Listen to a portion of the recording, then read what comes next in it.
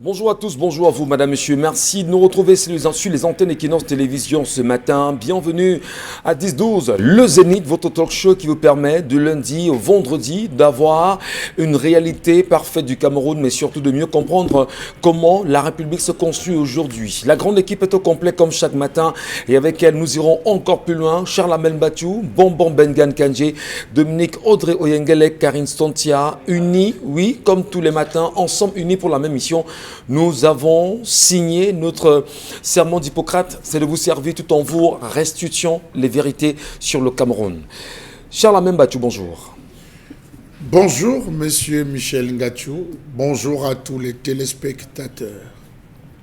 Un bonjour tout à fait particulier à monsieur le sous-préfet de Douala 5, monsieur Fombele, pardon, Majesté Fombele. Un bonjour particulier au maire de Douala 5, monsieur Fangwa. On ne dort plus à Douala 5. Douala 5 est devenue une rue de la joie compliquée et bizarre. Tenez par exemple, sur l'axe qui part juste en face de l'ancienne mairie de Douala 5, toute cette rue est devenue une rue où, de lundi à dimanche, les Didiers font la talakou avec des baffles à l'extérieur. Il y a des voisins, il y a des enfants qui vont à l'école, monsieur le sous-préfet Fombele, monsieur le maire, il y a des gens qui vont des enfants qui vont à l'école, il y a des personnes qui ont droit au repos après une journée de travail. Mais là-bas, on mixe à la Didier Arafat, à la Ariel Chenet, on s'en fout des voisins. Monsieur le sous-préfet, monsieur le maire, de grâce, c'est là où on va vous voir agir. La question que vous posez ce matin a d'autant plus, je veux dire, l'inquiétude que vous exprimez ce matin, Charles Amel Batiou. Il y a encore 2 ou 3 jours, justement, par le quartier Bepanda, exactement le dit Bepanda One to One. Alors là, on s'est demandé dans quel état vivons-nous, qu'est-ce qu'on parlerait, qu'est-ce qu'on dit de ces appareils qui sont en longueur de journée dans une diffusion de musique sans cesse. Est-ce comment il faut respecter les populations de ce côté? Je ne suis pas bien de Bepanda One to One. Parfois vous dormez, vous entendez tcha, vroom, tcha, vroom, arrêtez d'allober balaba. Je vous en prie, Charles Amel. Allez, merci à vous. Bonbon Bengan Kandje, bonjour à vous et bienvenue. Bonjour, monsieur Ngachou Numba. Bonjour à vous, chers téléspectateurs. 2 choses ce matin. Oui, Achille Mbembe et Femme Dongo sont dans des diatribes. Je n'entre pas dedans. Je retiens une seule chose pour Achille Mbembe. Le Cameroun a refusé de renouveler mon passeport. Ils veulent que je sois apatride, sans nationalité. Merci. Deuxième chose, vient aussi d'un Camerounais très averti. Il s'appelle Charles Monge Mouyeme. Il a mené à faire une réflexion. Le championnat d'élite du Cameroun ne s'est pas terminé. C'était normal, Covid pour cause de Covid. Mais ce que mon ami et frère Charles Monge Mouyeme dit, c'est que PWD de Bamenda a été désigné champion. Il va jouer contre une équipe de Soudan du Sud. Soudan du Sud est né de la sécession. Bon, et tout, je ne dis rien. Je seulement lu comme ça. Merci. C'est le Cameroun, c'est formidable. Non, l'histoire fait souvent des choses, mais bon. Ça continue, madame, monsieur, a fait parler plus d'un aujourd'hui. La question de l'introduction dans le livre d'histoire de terminale des leçons consacrées à Paul Biya. Comment expliquer aujourd'hui que Paul Biya vivant fasse déjà partie d'un livre d'histoire au Cameroun? Qu'est-ce que les Camerounais disent? Que pensent-ils aujourd'hui? Beaucoup se réveillent et tentent tant bien que mal d'acheter ces livres d'histoire. Question de mieux comprendre ce qui se passe là-dedans. Qui sont ceux qui ont travaillé autour de la commission du livre au Cameroun? Pourquoi l'avoir validé comme tel? Paul Biya est-il déjà mort? Pour qu'on puisse en faire aujourd'hui un homme de l'histoire? Que dira-t-on des hommes qui ont marqué véritablement l'histoire du Cameroun? La vraie histoire Quand est-ce qu'elle va s'écrire? Karine Santia, bonjour. Bonjour Michel, bonjour aux téléspectateurs. Encore un crime passionnel qui s'est déroulé à Boya. Une jeune femme de 25 ans, après avoir célébré son ascension dans son travail, a été retrouvée morte dans son appartement à Boya. Et selon les informations, elle a été tuée par son partenaire. On va revenir sur plus de détails dans le cadre de la revue des réseaux sociaux. Merci beaucoup Karine. Et nous souhaitons déjà la bienvenue ce matin à Dominique Audrey. Bonjour Dominique. Bonjour Michel, bonjour téléspectateurs. Je ne sais pas comment vous vous êtes réveillés chez vous, mais moi je me suis réveillée du mauvais pied. On dirait en français que je suis tombée du lit. Lorsque j'ai écouté un reportage d'une chaîne française qui présentait la situation de l'autoroute Douala-Yaoundé, rendue déjà à 6 ans d'exécution, on n'est qu'à 67 kilomètres de réaliser sur 190 environ, et on nous explique que selon un rapport de la Banque mondiale, qu'au Cameroun le kilomètre de route coûte 7 milliards de francs CFA, contrairement à la Côte d'Ivoire et au Maroc où c'est respectivement 3 milliards et 1,7 milliard. Et dans ce même reportage, la société chinoise chargée de l'exécution a parlé des blocages où pendant 2 années, il y a eu arrêt de travaux. Un problème d'argent se pose encore. Quand est-ce que ces travaux seront achevés? Quand est-ce que les Camerounais pourront utiliser cette autoroute? La question se pose. À côté de ça, j'aimerais partager avec les téléspectateurs un avis du professeur Aboué Machoy, son prénom. Voilà, m'est sorti de l'esprit. David Aboué Machoy. Oui. Il s'est exprimé sur la question de la sécession, parlant de la crise anglophone, où il expliquait que le fait d'en parler ne voulait pas forcément dire qu'on avait acté cette sécession, qu'il était important d'ouvrir le dialogue et d'expliquer au camp d'en face pourquoi, ou bien de persuader le camp d'en face de ne pas opter pour cette sécession-là. Le fait d'en parler ne faisait pas automatiquement office d'un aval. Donc je pense que cette interpellation voudrait simplement dire qu'il faudrait repenser un nouveau dialogue avec les différents belligérants de l'histoire. Et vous pensez bien sûr dialogue aujourd'hui, des Camerounais de l'étranger se disent qu'il faudrait réorganiser un dialogue, et d'ailleurs parmi ces Camerounais, il y en a qui pensent que le siège d'Addis Abeba pourrait également réunir les belligérants, entre autres le gouvernement, les partis politiques, la société civile et pas mal de Camerounais autour de la question du retour de la paix dans les zones anglophones aujourd'hui. La paix, si chère aux Camerounais, interpelle les uns les autres. Est-ce qu'on aura un deuxième grand dialogue ou pas? Si grand dialogue il y en aura, où est-ce que ça va se tenir et comment ça va se réaliser au Cameroun? Bienvenue à vous, madame, messieurs. Vous connaissez les plateformes en réalité 10-12 le Zénith sur Facebook, Equinox TV pour ceux qui sont également sur Facebook qui nous regardent en live. Merci à vous, vos commentaires, on les attend. Et l'histoire de ce matin, Dominique Audrey? On reste dans des salles de classe pour parler de l'histoire de la fille de Mama Sarah. Mama Sarah a sa jeune fille qui vient d'intégrer la classe de première année, allemand, et elle s'est rapprochée de sa mère pour... la classe de première A4 allemand. Oui, première A4 allemand. Donc elle s'est rapprochée de sa mère hier soir. Sa mère nous a écrit pour nous dire qu'elle était très inquiète pour la sécurité, disons ça comme ça, de sa fille. En réalité, sa fille commence les cours lundi dans ce lycée. Et lorsqu'elle arrive dans la salle de classe, elle a trouvé une jeune femme qui, visiblement, lui paraissait sympathique. Elle s'est rapprochée et lui a demandé « Est-ce qu'il y a quelqu'un ici déjà ?» La fille lui a dit non. Et elles se sont assises toutes les deux. Elles ont commencé à sympathiser, elles se sont présentées et tout, entre autres, elles ont échangé. Dans le sac de la camarade de la fille de Mama Sarah, il y avait des broutilles, des choses de filles, des chouchous, des pendentifs et tout. La fille lui dit vraiment, tu es très sympathique et tout. Mon père, c'est tel, machin, je viens de telle famille. Et bref, elle lui a donné un collier en signe d'amitié ou bien de prise de contact. Le lendemain, ou bien du moins pendant la pause, la fille, sa camarade de classe l'invite à aller manger.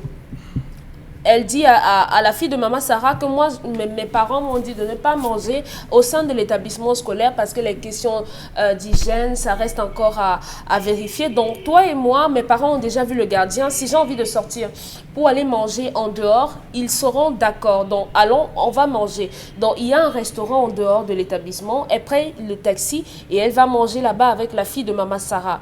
Donc, durant toute cette semaine, la première semaine de la rentrée scolaire, la fille de maman Sarah s'est retrouvée à aller manger en dehors de l'établissement. À côté de ça, sa copine, désormais, lui envoie des messages.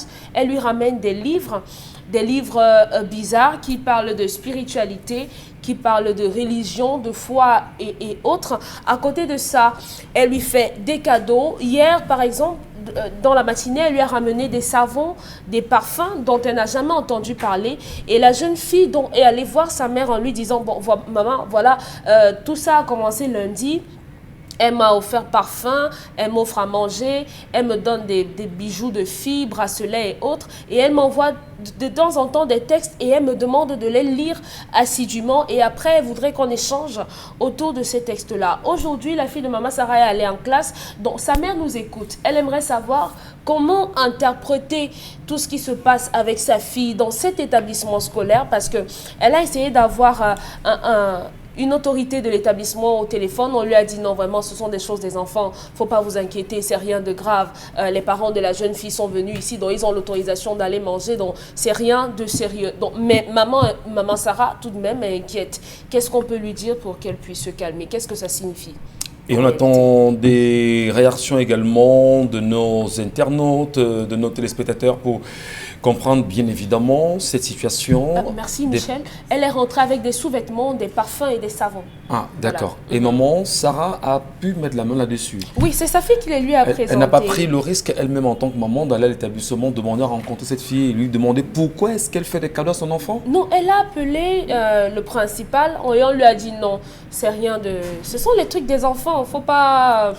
C'est rien, il n'y a rien de grave, hein, il n'y a rien de grave. Et une situation quand même assez particulière, l'enfant au moins, on peut avoir une idée sur son âge? Elle a 17 ans, elle voilà. En première. C'est bien grave. Allez, on va prendre bien sûr les avis ce matin. C'est assez compliqué quand même lorsqu'on est maman. Vous, maman Sarah, vous faites quoi? Vous débarquez au lycée? Vous interpellez qui? Vous faites comment pour pouvoir en sortir? Parce que là, vous suspectez la fille qui est la voisine de bon de votre enfant, oui. D'avoir... on va dire des intentions, d'avoir une moralité douteuse. Bon, peut-être pas de moralité, mais... Ou une spiritualité douteuse voilà. Également. Oui, c'est mieux. Vous, maman, que feriez-vous? Ça comme ça. First of all, on commence par se rapprocher de la hiérarchie de l'établissement en leur exposant une fois encore les faits. Si jamais au grand jamais, ils font abstraction de ce que je leur dis, ils font comme s'ils n'ont rien entendu, puisque logiquement, ils doivent interpeller les deux filles et la fille de la camarade doit pouvoir expliquer la provenance de tous ces cadeaux. Les parfums, ça coûte cher.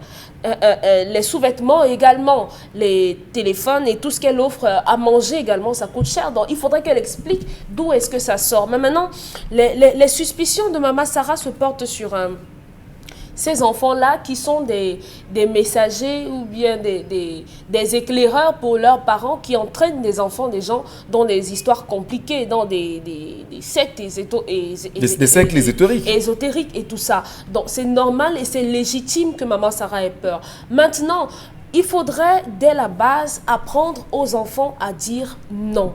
Je le dis tous les jours. Il faut apprendre à dire non. Vous n'êtes pas obligé de tout accepter. C'est quoi cette amitié qui commence lundi et le même lundi, vous sortez pour aller manger avec la personne? Qu'est-ce que ça signifie? Est-ce qu'on ne vous a pas donné l'argent pour manger à l'école? Apprendre aux enfants à se contenter de peu. Si vous êtes en classe et que votre parent ne vous donne que 1000 francs par jour pour aller en classe et que vous vous retrouvez dans une salle de classe où les gens réussissent à avoir 5000 par jour, est-ce que vous allez les suivre? Est-ce que vous allez arrêter d'être vous-même parce que vous voulez vous mettre au même niveau que les autres? Non. Apprendre aux enfants à se contenter. Auquel cas, on va se retrouver avec des enfants qui plongent dans des choses compliquées. Les sous-vêtements ne sont pas des choses qu'on donne comme ça. Vraiment, parce que vous ne savez pas, moi je connais l'histoire d'une femme qui a donné son cycliste à sa camarade de classe et après pour ceux qui y croient, sa vie est restée, puisqu'elle le dit, sa vie est restée bloquée jusqu'à... Elle n'a plus jamais rien fait, elle n'a plus jamais pu aller ailleurs à un niveau supérieur à l'école. Donc, bien vouloir éviter les parfums dans l'environnement dans lequel j'ai grandi. Vous ne pouviez pas entrer avec ne serait-ce que le bic. Ma grand-mère. Vous ne pouviez pas entrer avec le bic qui ne sorte pas de cette maison. Interdit. Personne ne vous donne rien du tout. Et si quelqu'un a envie de vous donner quelque chose, il passe par vos parents. C'est votre camarade de classe. Elle ne travaille pas. Où est-ce qu'elle prend l'argent? Non, parce que aussi, ça va amener votre fille à se lancer dans des relations avec les hommes. Est-ce que ce pas des enfants de bonne famille qui ont peut-être trop de facilité et qui se disent à un moment donné, bon, j'ai tout à la maison, je peux partager avec ma voisine des bons, est-ce que... Oui, ça c'est sa liberté. Lorsque vous avez de l'argent, vous êtes libre de faire comme vous voulez. Mais maintenant, mon enfant qui n'a pas d'argent n'a pas la même liberté. Non, elle n'a pas la même liberté. L'une des premières conséquences, si on n'est pas rendu dans de la sorcellerie, on va avoir une jeune fille qui va commencer à donner son corps rapidement à des hommes qui lui donneront de l'argent en retour pour qu'elle puisse égaliser avec sa camarade. Et je ne suis pas sûre que c'est ce que maman Sarah veut pour sa fille aujourd'hui. Donc, restreindre au maximum, qu'elle change de place, qu'elle change de classe également, si c'est possible, mais ou bien vous interdisez formellement à cette fille d'approcher votre enfant. Que doit faire la maman dans ce cas, Karine Sontia? Mais sauf que ça va passer. passer. Est-ce que vous avez demandé ce moment assez d'argent pour changer l'école? C'est pas une affaire d'argent. Elle va devoir choisir entre la vie de sa fille. Sa fille peut même perdre cette année scolaire. Non, ben non, quand même, son sérieux. Est-ce que vous imaginez justement... C'est mon avis que je suis en train de donner. Mais justement, c'est votre avis, mais on en débat. Sa fille peut perdre son année scolaire. Si elle décède, elle va aller à l'école. Est-ce que c'est la bonne solution? Quand on meurt, on ne pas encore à l'école là où on va. Non, je vous pose la question. Mais je vous pose la question. Est-ce qu'il faudrait peut-être pas trouver le moyen peut-être de changer de banc, d'interpeller l'administration ou de classe également? Je suis en train de vous dire que cette fille peut perdre sa vie. Il y a des cadeaux qu'on ne donne pas. Il y a des cadeaux qu'on ne donne pas. Vous ne pouvez pas rencontrer quelqu'un une fois et elle vous donne des cadeaux, vous commencez à prendre. Il y a des cadeaux qu'on ne donne pas. Oui. Le bijou, les chouchous, les bagues, les sous-vêtements. Encore, le sous-vêtement, c'est encore plus délicat. C'est plus délicat. C'est votre essence même. Imaginez une femme qui lave ses sous-vêtements, elle accroche à l'extérieur de la maison et vient ne retrouve pas. Imaginez ce que ça fait dans sa tête. Comment elle peut même devenir folle, justement. Cette histoire ce matin nous plonge dans une situation que j'ai été témoin. Oui, dans laquelle j'ai été témoin il y a quelque temps. Une jeune fille, très jeune, très intelligente, super brillante, qui arrive en fac timidement, commence à avoir des amis qui lui donnent des cadeaux, qui lui donnent des téléphones, qui lui donnent des sous-vêtements, qui lui donnent de l'argent et autres. Finalement, il fallait qu'elle cotise aussi parce qu'elle est déjà dedans.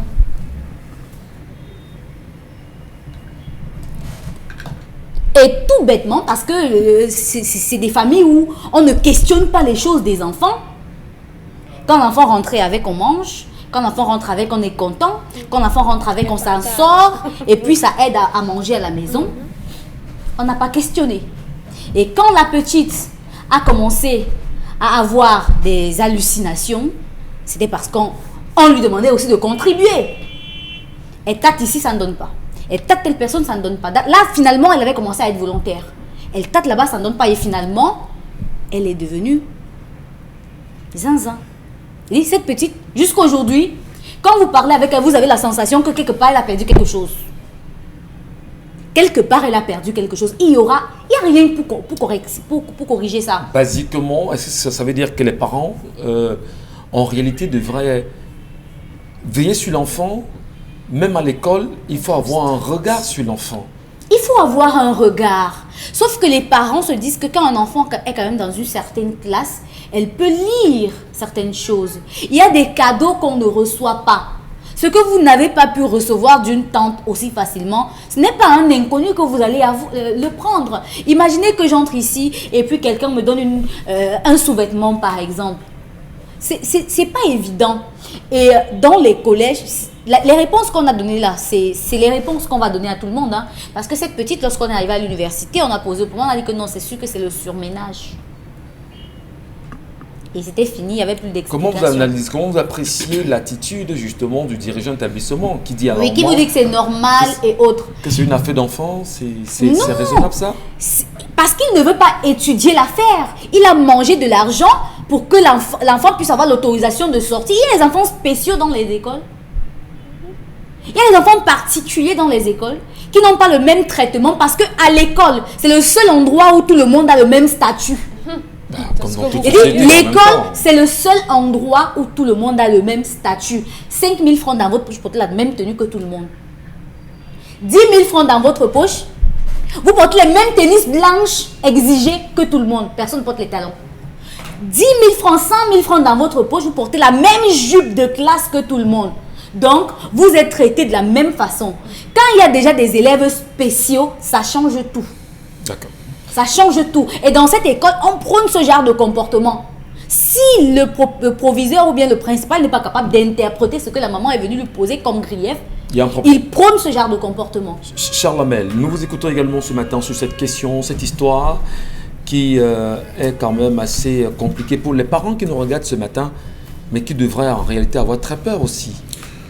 Ce n'est pas compliqué, monsieur Michel Ngachou. Ce n'est vraiment pas compliqué. Vous savez, de tout le règne animal, les mammifères dont la prise en charge est la plus longue sont les êtres humains. Lorsqu'on la biche met bas, son enfant, tout au plus, la petite... son bébé, permettez-moi l'expression, a maximum 1 heure pour pouvoir marcher. Pareil pour le rhinocéros, pareil pour l'éléphant, pareil pour tous les mammifères, il a maximum 1 heure. À défaut de ça, c'est les hommes, chez qui on a 1 an, qui commence à marcher, il rampe, il doit chercher la parole et tout, c'est le plus long. Donc, on le dit chaque jour sur ces plateaux que les parents doivent interroger la naissance de l'enfant, la venue de l'enfant dans ce monde. Comment l'enfant est venu? Partant du premier jour où on a l'insémination du spermatozoïde, les comportements de la mère, l'évolution de la grossesse, l'accouchement, comment l'enfant est né, tout cela concourt à l'avenir de l'enfant. Les parents doivent avoir cette latitude, M. Michel Ngachou, de connaître les potentialités de leurs enfants. J'ai 12 filles, j'ai 14 enfants. Quelle est la potentialité de chacun de mes enfants? Quel est l'aura? Il faut savoir lire l'aura des enfants. Vous avez parmi vous des enfants qui sont fermés. Parmi vous, vous avez des enfants qui, pour un peu qui dit bonjour, il a tout le monde qui le rassemble tout autour de lui. Vous avez des enfants qui sont mi-figue, mi-raisin. Lire l'aura. Est-ce que mon enfant attire? Est-ce que mon enfant... Il y a un ensemble de rituels qu'on fait pour travailler et accompagner l'enfant. Il faut travailler sur l'avenir de son enfant. Monsieur Michel Ngachou. D'ailleurs, vous avez des acheteuses de sexe. Vous avez des filles, je l'ai connu au lycée, Monsieur Michel Ngachou, que ce soit à Banganté, que ce soit à Yaoundé, il y avait des filles dans le lycée qu'on préparait. Quand on dit qu'une grande personnalité va arriver à Banganté, on partait dans ce lycée, dit aux filles que soyez prêtes, vous serez les filles qu'on va prendre comme les hôtesses et tout et comme ça, alors que c'est des filles que ces autorités vont coucher, je le dis en bonne vision. On la connaît. Il y a des filles donc on envoyait en mission pour faire ce travail.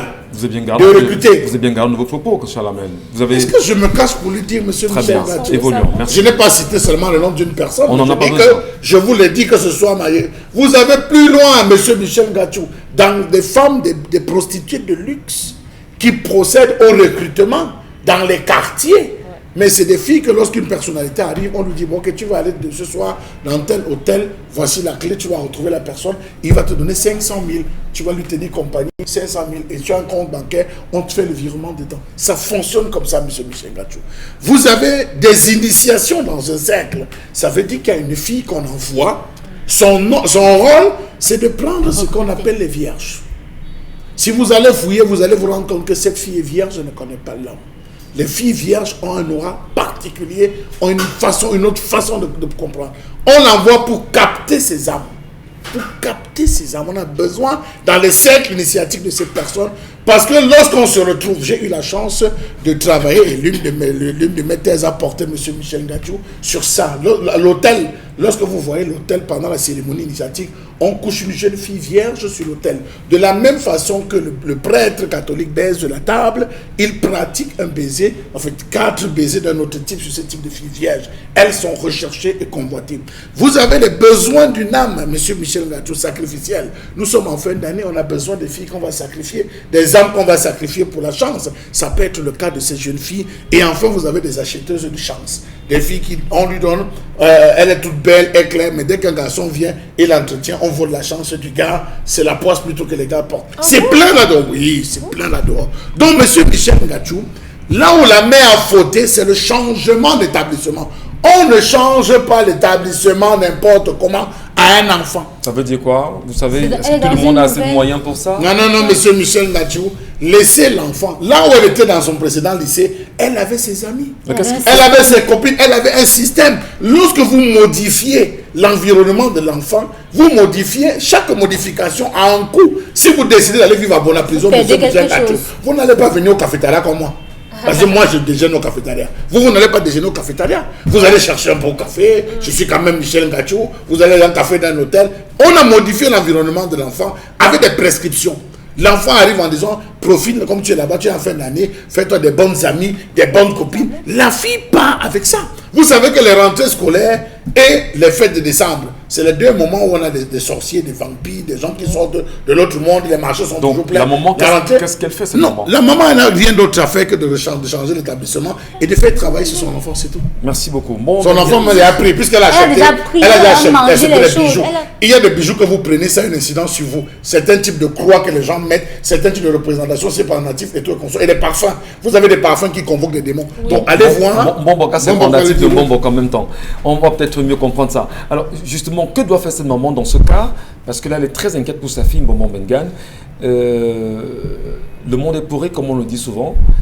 Il faut s'en méfier. Le monde est pourri parce que nous avons pensé, nous, Africains, que nous n'avons pas de spiritualité. Alors que l'Afrique, tout ce qu'il fait est spirituel, même manger. Il existe une caste de gens qui est en train de recruter partout, surtout dans des établissements scolaires. Je les cite, je les rencontre tous les jours. Les parents amènent les enfants, notamment le cercle des Illuminatis et de l'Opus Dei. Je les rencontre tous les jours. J'en ai rencontré 3 hier. Hier, le 7 octobre, j'en ai rencontré 3 dans un hôtel de la place. Il y en a un, pendant les longues périodes de Covid, il s'était transformé en coiffeur. Il coiffait quelqu'un qui est dans une entreprise de la place ici à Douala, au cadre. Il l'amène à un hôtel à des réunions. Il lui dit qu'il peut l'amener à changer son statut social. Effectivement, chemin faisant, lui dit non, ton salon de coiffure, on peut l'amener à tel endroit, ici c'est le sous-quartier, on veut vivre. Il lui a donné 200 000, dit non. Et toi, à un moment, quand ils sont arrivés, il a même assisté à des réunions où il y avait des Canadiens qui étaient là. Il est arrivé dans un moment où il fallait signer, mais on signe avec le sang. Et là, il est allé dire à son papa, exactement comme cette fille a fait, et je salue le courage de cette fille, c'est une bonne fille. Une bonne fille, comme ce garçon est allé dire à son papa que mais papa, le tonton que je coiffais là, il m'a dit, voilà, il m'a ne cachait rien. Non, pas était rien, bon, on va casser tout ça. Donc en fait, c'est une méthode de recrutement pour des sectes, pour le lesbianisme, l'homosexualité et toute autre chose malsaine, précisément parce que, j'allais dire, l'Afrique aujourd'hui a été orientée vers ça. Orientée vers ça, c'est quoi? C'est la paupérisation. On a rendu les gens pauvres, justement, et c'était ça le comportement de l'élite dirigeante africaine. Donc l'élite dirigeante africaine est là pour faire la promotion de cela. On vous recrute dans ces choses-là. Donc, cette fille, non, il faudrait que sa maman, bon, moi je ne suis pas sûr peut changer ou pas, ils sont partout, tu ne peux pas savoir que tel établissement pourra, que sa maman se réfère aux traditionnalistes africains qui vont couper ces liens-là mais également en parler au chef d'établissement. S'il n'est pas dedans. Non, non, il faut en parler. Oui, mais généralement, les chefs d'établissement, il y en a ici trois, voilà, au regard des gens qui viennent en consultation chez moi. Voilà. Je peux citer les noms. Non. Mais non, je ne cite pas ici, mais je vais dire c'est connu, puisque j'ai vu au moins 2 chefs d'établissement. Je leur ai dit un certain nombre de choses. Ils ne m'ont pas avoué publiquement, mais j'ai compris dans nos conversations qu'en fait, ils sont là pour encadrer exactement comme Dominique Audrey a déroulé l'histoire. Donc la fille, elle est élève, mais elle a des largesses que le top management de l'établissement lui accorde. Alors que dans tous les textes, là disent les femmes vendent à l'intérieur de l'établissement. Et ces femmes-là, on contrôle. Et tout. Mais pourquoi elle peut aller et elle fait même des cadeaux aux responsables d'établissement et à certains enseignants. Et là, je termine par là. Dans certains de nos cercles, on nous a dit par exemple que l'assassinat d'Angelbert Vin est venu de cela. Il a délivré une fille qui avait une chaîne qui était un boa en fait. Le maman de la fille en question était suivi par les Angelbert Vin et le maman restait chez un de ses fils. La maman de cette fille-là restait chez un de ses fils. En réalité, c'est son fils qui l'avait amené chez Angelbert Vin pour suivre. Maintenant, il se trouve que quand Angelbert Vin dit oui, je vais faire la messe, c'est fini, le fils en question était en mission. Il dit à sa soeur cadette, va récupérer maman. Quand elle entre, Angelbert Vin dit non, ma fille, donnez-moi la chaîne que vous avez au cou. Il dit que non, la personne qui m'a donné ça dit que je n'enlève jamais. Il dit, c'est un serpent que tu portes, ma fille.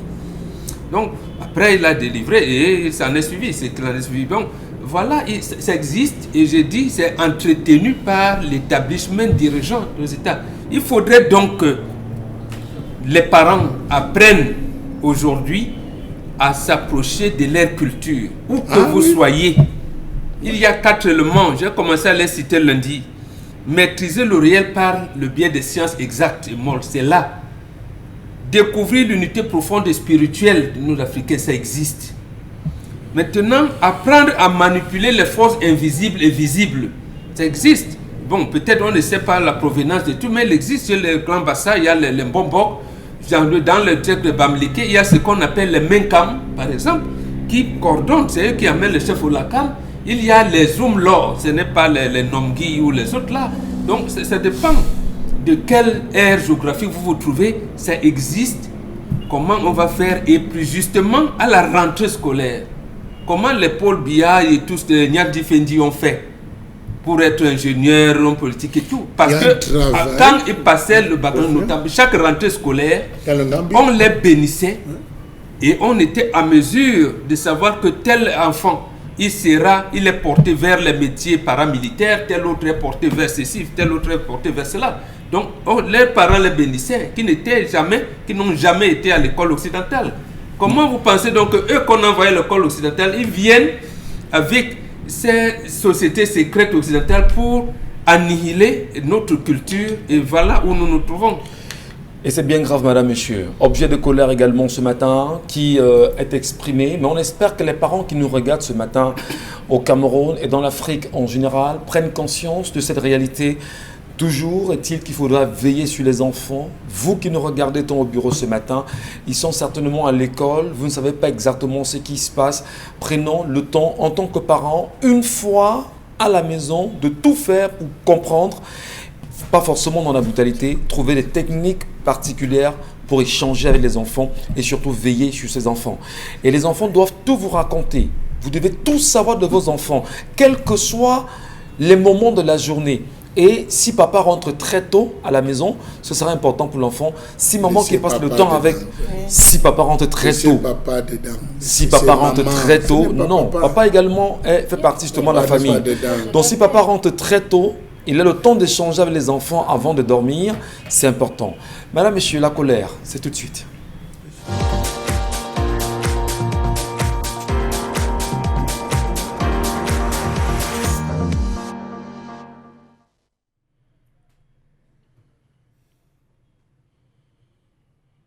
Je m'interroge ce jour sur la question de la position actuelle de l'opposition camerounaise sur la situation politique de ce pays. Quelle est la position actuelle de l'opposition camerounaise? Question. Comment comprendre le silence narquois de l'opposition dans ce pays? Comment expliquer l'amour de son pays, comme le disent les opposants, en se cachant outrageusement derrière un silence complice? Pourtant, les actions, les missions de l'opposition sont reconnues. Que reste-t-il de l'opposition camerounaise à l'heure de tous les enjeux? Crise extrême à l'extrême nord. Crise dans le nord-ouest et le sud-ouest. Revendication à propos d'un consensus électoral, consensus du code électoral. Révision dans son ensemble de l'ensemble des décrets qui n'ont jamais vu des applications.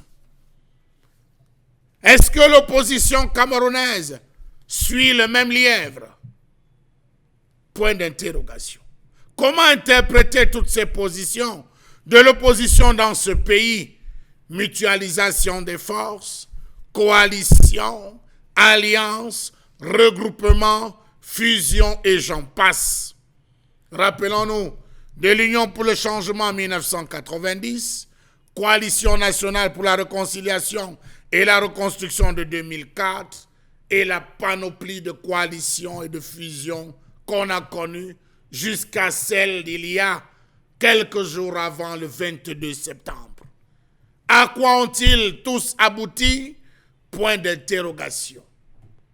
Comment comprendre que l'opposition rame à contre-courant chaque fois que l'occasion de structurer quelque chose se présente? Oui, dans les starting blocks, on est ensemble. Oui, on se retrouve pour discuter. Oui, on se retrouve pour naviguer. Oui, on se retrouve pour proposer. Mais lorsqu'il faut déclencher, jamais on est présent. On est absent.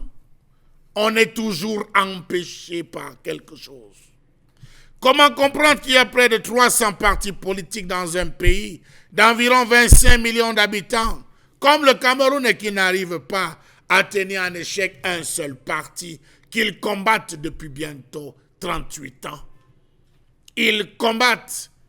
Vous me direz peut-être que on n'a pas 300 partis depuis le départ, mais au fil du temps et des jours, ils se sont multipliés pour combattre.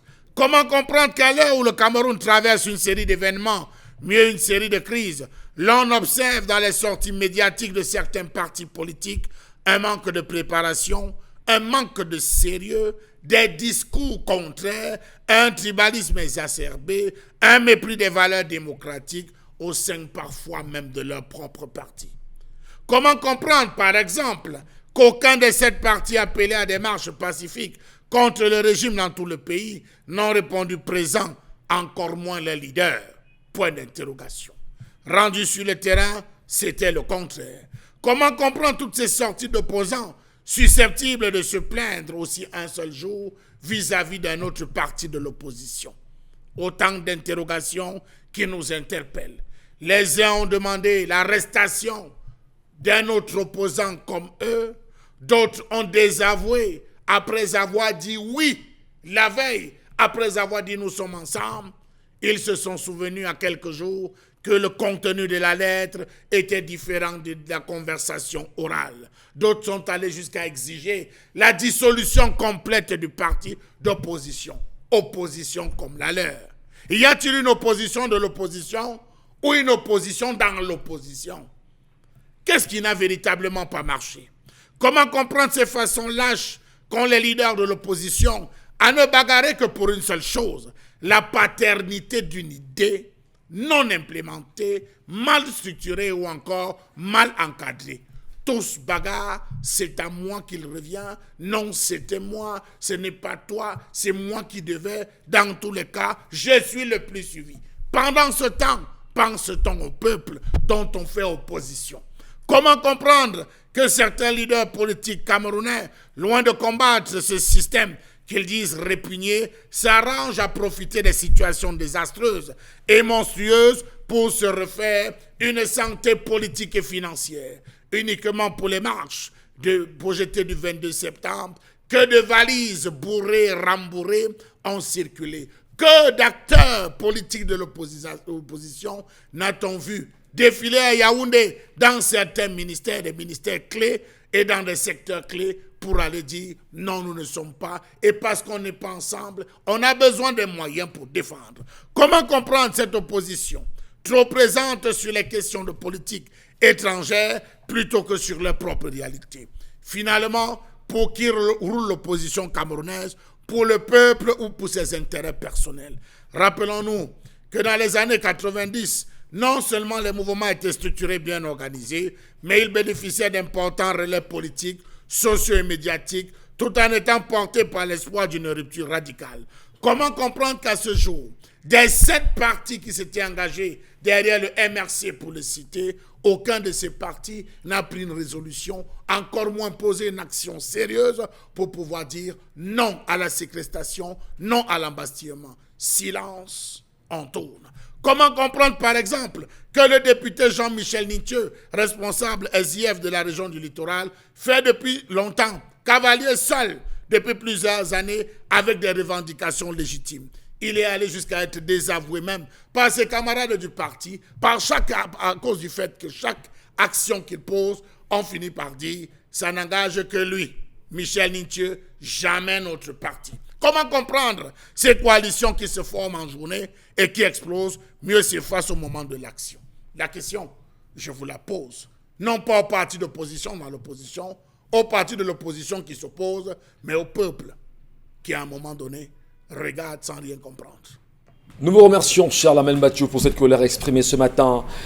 Et c'est une réalité aujourd'hui au Cameroun. Face à la crise, si vous voulez, sociopolitique, face aux réalités politiques en même temps ou à la scène politique camerounaise, va-t-on véritablement dire qu'il y a une opposition au Cameroun? On s'en souvient des années de Braise, des années 90, avec le Social Democratic Front qui était dans les rues, avec ce qu'on a appelé ces partis qui se sont unifiés, qui sont mis derrière Nidjon Fundi pour le porter comme candidat, mais surtout gagnant de l'élection de cette année 92. Qu'est-ce qu'on peut dire aujourd'hui en appréciant la scène politique actuelle? Y a-t-il opposants? Y a-t-il opposition ou pas? La question est bien pensée. Ce matin, bon Bengan, nous nous tournons vers vous religieusement. Peut-on dire, au regard ou à l'appréciation de la chronique de ce matin, que le Cameroun a une véritable politique d'opposition? Non, nous formons un embryon de ce qui peut être comme vraie opposition, c'est-à-dire l'opposition qui voudrait que le système change, parce qu'il y a ceux qui veulent le changement du système et ceux qui veulent le changement des régimes. Par exemple, vous ne pouvez pas penser que Bello Bouba est un opposant, ça ne peut pas être possible, que Issa Tiroma est un opposant, ce n'est pas possible. Ils sont Jean de Dieu Momo du PADEC. Voilà, des gens de Dieu Momo du PADEC, ils ne sont pas des opposants. Maintenant, à côté d'eux, il y en a qui se battent pour que voilà, ce groupe-là, c'est-à-dire le RDPC et ses alliés quittent et ils peuvent intégrer. Ou dans l'une de d'autres cas, on peut les intégrer. Mais il y a d'autres qui pensent qu'il faut réformer le système. Et les UP6 l'appellent le système Ojoula. Parce que Ojoula, c'est ce médecin français qui était à la tête des laïcs, qui a formé ce qu'on appelle Adluchem aujourd'hui. Parce que ça aussi, il faut le mettre. Beaucoup de gens qui nous dirigent aujourd'hui sortent sous le coup de Louis-Paul Ojoula. Donc il y a ceux qui veulent reformer le système. Il y a ceux qui veulent. Et sont ceux-là donc qui avaient commencé la lutte. En réalité, cette lutte commence avec Joseph Sack, l'industriel. Les gens ne savent pas. Joseph Sack qui crée le syndicat des étudiants camerounais. Et il transforme ce syndicat en K parce qu'on écrivait Cameroun avec C. Et en 58, on commence à écrire Cameroun avec K, l'UNEC. Donc, c'est cette UNEC-là que beaucoup de militants, j'allais dire, pour la cause de l'indépendance, beaucoup étaient encadrés par les idées UPCistes. Et c'est ça qui a continué et a abouti malheureusement au changement qu'Ahidjo a manipulé en 68 avec cette loi de double nationalité. Parce que beaucoup d'entre eux étaient en fin des études en Europe et pouvaient intégrer et commençaient d'ailleurs à intégrer le système. D'ailleurs, le premier directeur du cabinet de Charles Salé, le premier ministre, c'est bien Abel Eyinga. Et Abel Eyinga, quand il vient, ayant ces idées-là, il n'a pas mis long avec Charles Salé. Il repart avec Tekam, Jean-Michel Tekam. Quand ils partent, ils vont d'abord enseigner en Algérie, et ensuite ils vont en France. Donc, c'est ce collectif-là, en fait, qui fait ce travail, qui aboutit au soutien à Ernest Ouandjé. Ça, le pouvoir le sait. Parce que quand on assassine Ernest Ouandjé, 4 mois après, Pompidou arrive au Cameroun et il glorifie Ahidjo. Mais les gars n'ont pas terminé. Ils ont continué la lutte sous plusieurs formes. Il y avait des démocrates camerounais, démocrates ici, le Manidem qui naît en 1974, aboutit également parce qu'il intègre le système Ahidjo et aboutit à la grève de 1976 quand Ahidjo disait la paix régnera à l'université ou ne régnera pas. C'est Mbela Mbappé qui était chancelier à l'époque. On l'avait même mis dans un cercueil. Mais bon, nous étions les forces de maintien de l'ordre, on l'a enlevé. Mais on ne voulait pas les étudiants, on ne voulait pas le tuer de toutes les manières. Bon, c'est donc ces gens-là, ces Camerounais de l'UNEC qui encadraient ceci et du Manidem qui était sous la coupole de l'UPC, qui fait la même chose à la naissance du RDPC à Bamenda en mars 85. Ils avaient fait également des grèves en 85 à l'université de Yaoundé, et c'est ce moule-là qui a été le socle de ce qui se passe en 90-91. Avec Cap Liberté par-ci, ainsi de suite. Donc, et c'est ça qu'on a cassé. Et là-dedans, donc, il y a ce qu'on appelle, ou mieux les appelle les nationalistes révolutionnaires, mais il y a aussi les démagogues dedans. Il y a des opportunistes égoïstes dedans. Il y a des usurpateurs profiteurs dedans. Donc le problème aujourd'hui, c'est que on empêche à celui qui a une visée nationale de faire une cause commune qui puisse rassembler. Donc on veut toujours amener les gens comme si tout le monde était à la recherche d'un intérêt personnel. Donc c'est difficile d'avoir... Et le pouvoir s'est surfé sur ça. C'est pour ça d'ailleurs qu'ils vous disent que même... l'ADEC, l'association, je parle simplement, l'association de défense des droits des étudiants. On ne veut pas que l'ADEC fonctionne en tant que corporation du syndicat des étudiants. On vous rappelle à l'association des élèves, des étudiants du Grand Ouest, du Grand Sawa, de Bassam, Batimpo, du Noun. Après, même dans le Grand Ouest, on va diviser le Noun, ainsi de suite, ainsi de suite. Non, et je termine, c'est important. Oui. En décembre 1996, pour marquer bien ce qui se passe aujourd'hui, le RDPC tient son dernier vrai congrès qui a changé les statuts. On met un bureau de logis RDPC en place. Leur président est décédé. Il reste un premier vice-président qui s'appelle Guidiol Ngan Moïse. Et Ateba Yene, il était comme responsable de la communication. On les met de côté. On crée 3 autres organismes. Il y a la Jachabi, la Presby. Maintenant, on crée la jeunesse de l'Ouest unie pour le renouveau, le jour. Sachant bien que ces jeunes-là sont seulement là, comme on parlait tout à l'heure de l'histoire du jour, pour procéder au recrutement en fonction des lobbies. Pour tuer, c'est-à-dire que le RDPC tue lui-même la jeunesse du parti. Or, tous les 5 ans, on procède au renouvellement des bureaux des organes de base, mais on n'arrive pas au congrès pour avoir un bureau national de logis. Donc, voilà comment on structure, on déstructure le jeu politique pour que aujourd'hui, si vous vous déplacez comme opposant, vous voulez penser que les autres peuvent vous rallier, on vous donne des étiquettes, ainsi de suite. Oui, justement, pour mieux comprendre, cher Lamel, sur cette question, la chronique que vous nous restituez ce matin, la réalité, le concept, le moment, l'actualité, il n'y a pas de position au Cameroun. Monsieur Michel Ngathio, vous avez pris la peine d'écouter tout à l'heure Mbombo qui vous a bien détaillé en disant qu'il y a des profiteurs. Il y a ceux qui viennent surfer sur la vague, évitant qu'on ne voie celui qui vient avec des intérêts nationalistes. Je vous invite à regarder la scène à l'heure actuelle. Il n'y a aucune différence. Ce que Mbombo a dit se traduit exactement dans les faits. Prenons le cas de la récente, les derniers événements de ce jour. Peut-être on aura tendance à croire qu'il faudrait bien qu'on défende un parti politique, mais nous aussi on est appelé à questionner la question de l'opposition au Cameroun. Et c'était cette partie qui était partie pour accompagner, on va le dire, Maurice Kamto dans sa descente dans les différentes marches. Oui, ils ont décidé d'accompagner, vous avez vu, c'est pas moi. Vous voyez des photos qui défilaient sur la toile, il y a eu même un ensemble même de clash, si on peut le dire, entre certains partisans et d'autres. Sur le terrain, au moment de l'action, depuis qu'on entend, avez-vous déjà entendu qu'on a parlé de tel autre parti, tel autre allié? Non. Motus, bouche cousue, pourtant tous ont décidé d'accompagner. C'est vrai, bon, certains vont me tirer en disant qu'à Kawala, je ne vais pas m'arrêter sur un cas, je parle du groupe tout entier de façon générale, je ne fais pas au cas par cas, parce que c'est là aussi ce que les forces du changement pour la démocratie et la paix, oui, on le dit ainsi. Monsieur Michel Ngachou, on se retrouve là à avoir des personnes qui hier étaient d'accord. Rappelez-vous par exemple, je cite quelqu'un comme Célestin Bédigui, qui était prêt à accompagner le... Non, il est d'accord, une seconde. Voilà un... voilà. Hein? La coordination des partis politiques et de l'opposition des associations s'est réunie à la salle des fêtes d'Aqua en 1991 pour dire comment ils vont relancer les villes mortes.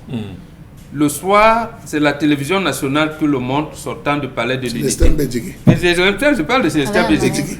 Sortant du palais de l'unité avec les Kumbim Bilitik, Gustave Essaka, l'Incet, Maître Incet et autres, en disant qu'il se désolidarise de l'opposition. Or, il sortait de la réunion le matin. Donc, vous pouvez le considérer comme opposant.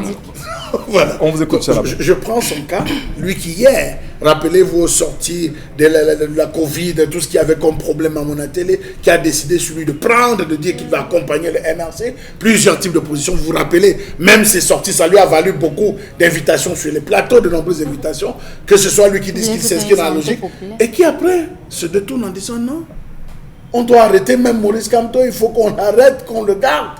Vous posez la question de savoir, mais finalement, comment quelqu'un peut dire quelque chose hier et se lever le matin et se dédire, et avec la même population, le même peuple qui est en train de regarder, qui est en train de contempler. Donc, ils sont d'accord. Ce peuple est pris en otage. Non, le peuple n'est pas pris en otage. Le peuple n'est jamais pris en otage. Non, le peuple observe. Le peuple est bâillonné.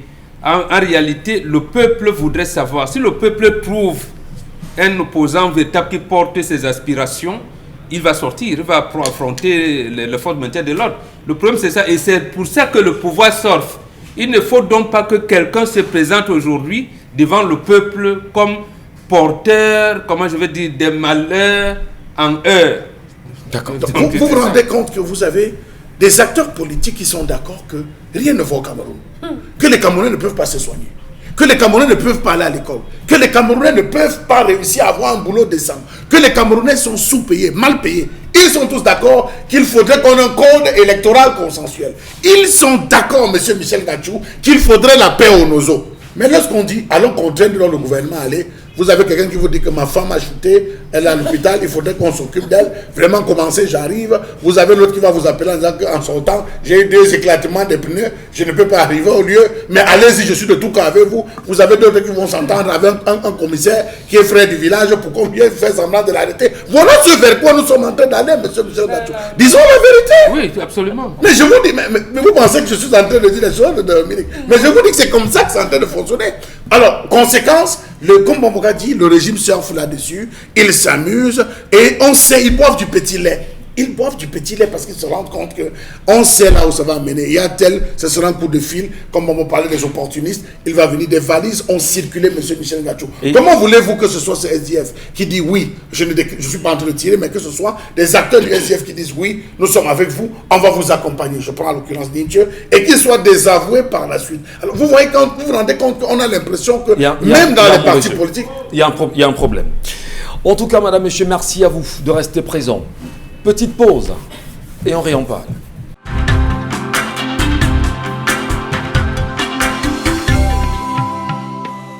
Madame, monsieur, merci de nous retrouver. 10-12 le Zénith, deuxième partie avec vous. À l'instant, le Cameroun a-t-il une opposition alimentaire finalement? Comment comprendre la place que l'opposition occupe aujourd'hui au Cameroun? Comment l'appréciez-vous? La question, ou encore les questions ont été posées à l'instant dans le cadre de la colère exprimée ce matin par Charles Mbatiou. Mais surtout, l'une des questions ou encore l'une des interrogations portées à travers l'histoire du jour ce matin avec Dominique Audrey, qui est revenu sur cette réalité au sein des établissements avec les enfants qui reçoivent des cadeaux, des camarades, mais surtout des livres un peu plus que particulier quand même, et avoir une attitude changeante de suite. Comment les parents doivent-ils réagir en cette période de rentrée scolaire? Nous saluons encore tous les parents qui nous regardent ce matin. Merci à vous, chers parents, de prendre la vie du bon côté, mais surtout de garder le cap, car ensemble, le Cameroun nous appartient et nous allons le reconstruire. Les messages tout de suite, les nombreux messages que vous nous laissez bien sûr sur les plateformes 10-12, le Zénith et Equinox Télévision, y compris au numéro qui s'affiche au bas de l'écran. Karine Sontia tout de suite s'emploie à nous les lire. Oui, à chaque peuple son régime. Les Camerounais méritent ce qui leur arrive aujourd'hui. Pour moi, il n'y a plus de l'opposition au Cameroun. Les opposants sont entrés dans la majorité alimentaire pour sauver leurs propres intérêts. Aujourd'hui, le professeur Kamto est venu réveiller les Camerounais et il reste le vrai opposant. Un autre message, tout comme hier, Kamto mangeait dans le gouvernement et aujourd'hui, il parle de changement, pourtant responsable de beaucoup de lois. Vraiment, message, le Cameroun des historiens. Si la Chine restait là à raconter les histoires, je ne pense pas qu'elle serait où elle est aujourd'hui. Ce sont les histoires qui ont poussé la Chine. Non, là, il faut dire des choses. Peut-être on parle parce qu'il faut parler. Lorsque Mao Tse-tung s'engage à organiser la Chine pour combattre l'envahisseur anglais, il se passe quoi, cher ami? Il se passe d'abord que dans la civilisation britannique, on ne tue pas nécessairement les leaders, on les laisse déployer parce que le indirect role est très différent du direct role français. Ça d'abord, voilà le premier point. Le premier point, c'est que même lorsque la Chine soutient la guerre en Corée, les Anglais sont prêts à négocier. Tel n'est pas le cas ici. Les Roland Pré, les Mesmer, les Soukado, ils ne viennent pas faire négocier avec Oumniobe et Moumié. Ils viennent les assassiner. C'est pour ça que malgré les trois variantes que l'UPC propose, ils n'acceptent pas. Donc la Chine, ce n'est pas la même chose. Et de deux, lorsqu'ils gagnent le 1er octobre 49, là les Anglais disent ils partent. Or, ici, les Français disent partir pour mieux rester. Ah ben là, je ne vous le fais pas dire parce qu'en regardant le documentaire qui a été diffusé, je pense bien c'est ce mardi sur les antennes de France 2, porté d'ailleurs ce documentaire baptisé « Des sangs et des larmes », porté sur la décolonisation. Vous comprenez en réalité que la France n'a jamais et ne compte jamais quitter l'Afrique. Et surtout rappeler que De Gaulle... francophone. Parce que quand vous voyez l'Afrique francophone et vous comparez avec l'Afrique lusophone, ayant perdu l'Indochine, ayant perdu le Vietnam, etc., c'était très compliqué. Quand vous regardez ce documentaire, vous réalisez combien de fois le président, ou bien De Gaulle, le général De Gaulle, a menti les Africains, il a menti tout le monde et fait tout pour garder justement ce précaré. Non, le mensonge de Gaulle n'a pas prospéré. C'est pour ça qu'il a tué. Si on laissait au mensonge de De Gaulle, il avait tué d'abord ici, je vous rappelle ça. En 1954, lorsque Senghor arrive à la salle des fêtes d'Aqua, il a en face de lui qui? Un instituteur indigène qu'on appelle Ernest Ouandjé. Et Ernest Ouandjé a confondu Senghor ici à la salle des fêtes d'Aqua. Donc en fait, c'est pour cette raison donc qu'on s'engage à enlever l'Union des populations du Cameroun qui était la section camerounaise du RDA. Et on finit, eux ont coopté donc Houphouët-Boigny qui était avec eux, d'ailleurs au Parti communiste et qui a été recruté par Mitterrand. Et Mitterrand est de l'extrême droite. Il est ministre de la Justice, garde des Sceaux à ce moment-là. Très bien. Même lorsqu'on fait la loi cadre de 56 qui aboutit au décret qui crée l'État du Cameroun en avril 57. Donc il faut le savoir. Ceux qui nous ont amenés là, c'est Houphouët-Boigny et tout, c'est cet ensemble-là. Et on tue d'ailleurs Barthélemy Boganda de Lubangui-Chari. Donc les gens, quand ils analysent, ne souhaitent pas. C'est pour cette raison qu'on ne souhaite pas, par exemple, que le leader du MRC, Kamto, puisse déployer son idée pour qu'on sache s'il est vraiment opposant ou pas. On ne le veut pas. Parce que ça, mais il est embrigadé, Karim Santiam. Non, je veux dire, c'est ça. Avant l'embrigadement actuel, pourquoi on ne laisse donc pas le MRCC déployé pour savoir, pour que les Camerounais jugent s'il est bon ou mauvais? Très bien. C'est la même chose qu'on avait fait au Oumiobe et aux autres, qu'on fait à Kawala. Il est embrigadé, celui qu'on considérait au judo Cameroun comme étant le leader de l'opposition. Il est embrigadé, oui. On parle là du professeur Maurice Il est embrigadé, oui, sauf qu'il y a des partis de l'opposition qui sont restés trop nostalgiques. Oui. C'est-à-dire qu'ils se complaisent dans leur histoire et pensent que leur histoire pourrait se répéter s'ils ne font rien. Non, ils sont dans la mangeoire. non, ils ne savent pas. Il y a le discours. Non, l'homme, quand vous analysez l'histoire politique, il y a les faits historiques. Bon, quand ils le disent, quelle est l'action politique qu'ils tentent donc à pratiquer? Parce que la politique, à ce niveau, c'est trois choses. Lorsque vous faites l'organisation, vous devez faire la formation et l'action politique au même moment. Voilà. Je le dis pourquoi? Je le dis parce que lorsque nous recevons tellement d'hommes politiques sur les plateaux télé, vous commencez à comprendre vraiment où ils se situent. Il y a des gens qui tardent à révéler parfois même la vie privée des opposants juste pour éliminer le fait que ces personnes ont parfois des bonnes idées. Et lorsque vous parlez de cela, si on invite un parti politique, parce que je sais que dans l'opposition que les membres ont servi à l'époque, lorsqu'un parti de l'opposition continue de servir, lorsqu'un parti de l'opposition parlait de son camarade de l'opposition d'un autre parti, c'était jamais pour critiquer. Parce que la lutte était unie sur tous les fronts. Oui, effectivement. Je ne me trompe pas, mon bon. Non. Mais aujourd'hui, lorsque vous voyez un parti de l'opposition sur un plateau, lorsqu'on lui pose une question sur ce que un autre parti de l'opposition a fait, il fait vite fait, avant le parti au pouvoir, de critiquer, de condamner et même de donner la peine avant que le parti au pouvoir ne parle. Ça fait que le parti au pouvoir commence déjà à féliciter certains partis de l'opposition. Et je le dis toujours, je le dis depuis un certain temps. Lorsque le parti au pouvoir commence à féliciter certains partis de l'opposition et à dire que c'est comme ça qu'on doit marcher, posez-vous de bonnes questions. Ça nous renvoie un tout petit peu à la déclaration de ce président qui avait dit que lorsque les Européens ou les Occidentaux commencent déjà à parler de vous en bien, sachez que celui-là en qui on parle, il faut laver le corps a déjà vendu le pays en réalité. Parce que je le dis et je reste très très carré sur ce que je dis. Mais ce qui est quand même pertinent, Karim, parce qu'aujourd'hui, le constat est fait, lorsqu'on regarde ces discours, je vais dire des intervenants sur les plateaux de télévision du Cameroun, le parti au pouvoir a tendance à saluer le travail du SDF aujourd'hui. Saluer le travail du PCRN saluer le travail du PUR, saluer l'UDC, saluer même l'UPC. L'UPC faction Mbapo Lipote. Voilà. Parce qu'il faut bien le dire. Et lorsque vous voyez tout cela, vous pouvez donc comprendre que chacun tire ses intérêts. Vous vous rappelez que lorsqu'on a nominé le président de la faction UPC, qui est très très proche du RDPC, à un poste, à la direction d'une entreprise publique, ils ont fait une conférence pour demander plus de postes. Ils ont fait une conférence pour demander plus de postes, que ce n'est que le début de ce qu'ils réclament. Donc donnez pour nous, on mange. Ne mangez pas seul. Mais c'est de l'opposition alimentaire, en fait. Si vous ne voulez pas le dire depuis, moi je l'ai dit. C'est de l'opposition alimentaire parce que au final, vous voyez que chacun a ses petits intérêts. Lorsque on veut parler, Bombo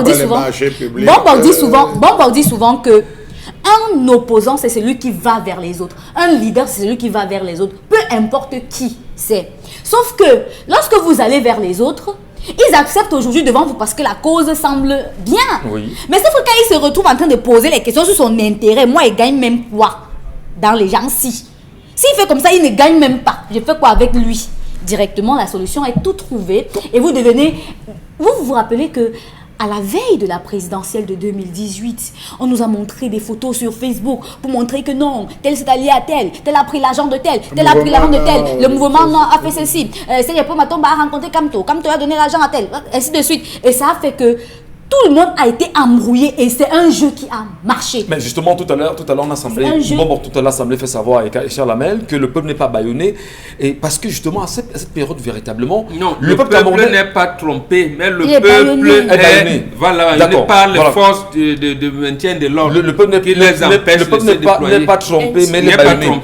Alors, ce qui veut dire qu'à cette période, effectivement, les Camerounais, pour ceux qu'on lisait, disaient on n'a pas besoin forcément de savoir que X a donné l'argent à tel autre. Ce que nous attendons de vous, c'est que vous mettez ensemble C'est ça qu'on pour pouvoir demandait. battre l'ennemi Monsieur connu. Michel Gatchou, vous Non, oubliez non, une donnons- chose, donnons la que possibilité les de- coalitions ne sont qu'électorales au Cameroun. Oui, donnons la possibilité quand même à Dominique Les Audrey. coalitions ne sont, c'est des coalitions électorales. Alors que la Dominique coalition, Audrey c'est pour un également, combat. vous aussi, vous appréciez la scène politique camerounaise et dites-vous qu'on a de l'opposition chez nous, dans ce pays.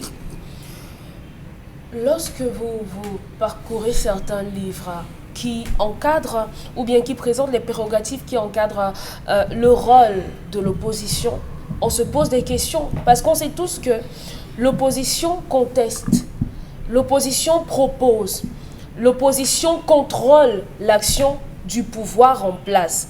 Maintenant, si on fait une rétrospective et qu'on essaye de regarder notre scène, dites-moi quel est le parti qui a essayé de contester une décision qui a été prise. Prenons simplement la situation Bon, de il y a- 2019.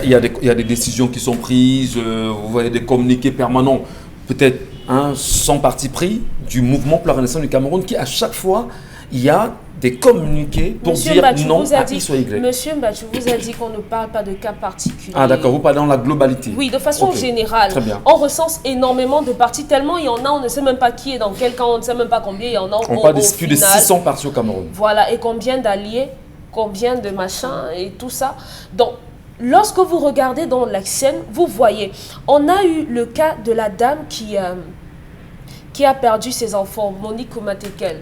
Quelle est l'action qui a été posée par des partis d'opposition par rapport à ça? On a une jeune femme qui a perdu ses triplés récemment, encore plus récemment.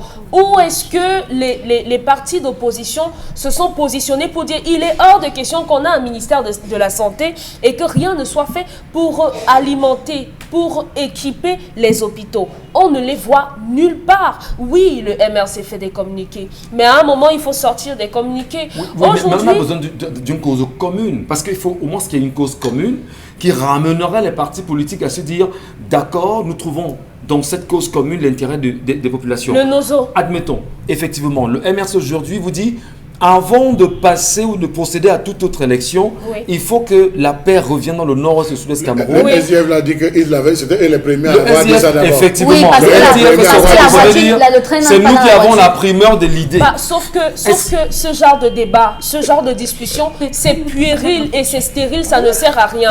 Vouloir la paternité de j'ai dit le premier, non, c'est d'abord toi. Ouais, c'était d'abord moi, je ne veux pas. Si ce n'est pas moi, je ne fais rien. C'est puéril, c'est enfantin d'avoir ce genre de choses. Et les Camerounais ne méritent pas d'avoir une telle opposition. Donc une opposition alimentaire Au Cameroun- manipulée par le régime. Au Cameroun, on a deux types d'opposition. Les gens ne le savent peut-être pas. On a une opposition parlementaire et une opposition extra-parlementaire. Par extra-parlementaire, je parle du MRC et du CPP, par exemple, qui ne sont pas représentés au niveau du Parlement. Mais ces partis d'opposition ont la possibilité de se faire entendre parce que dans les années 1960, en Allemagne, on a eu ce genre de partis-là qui ont réussi à entrer au niveau des conseillers régionaux un peu plus tard.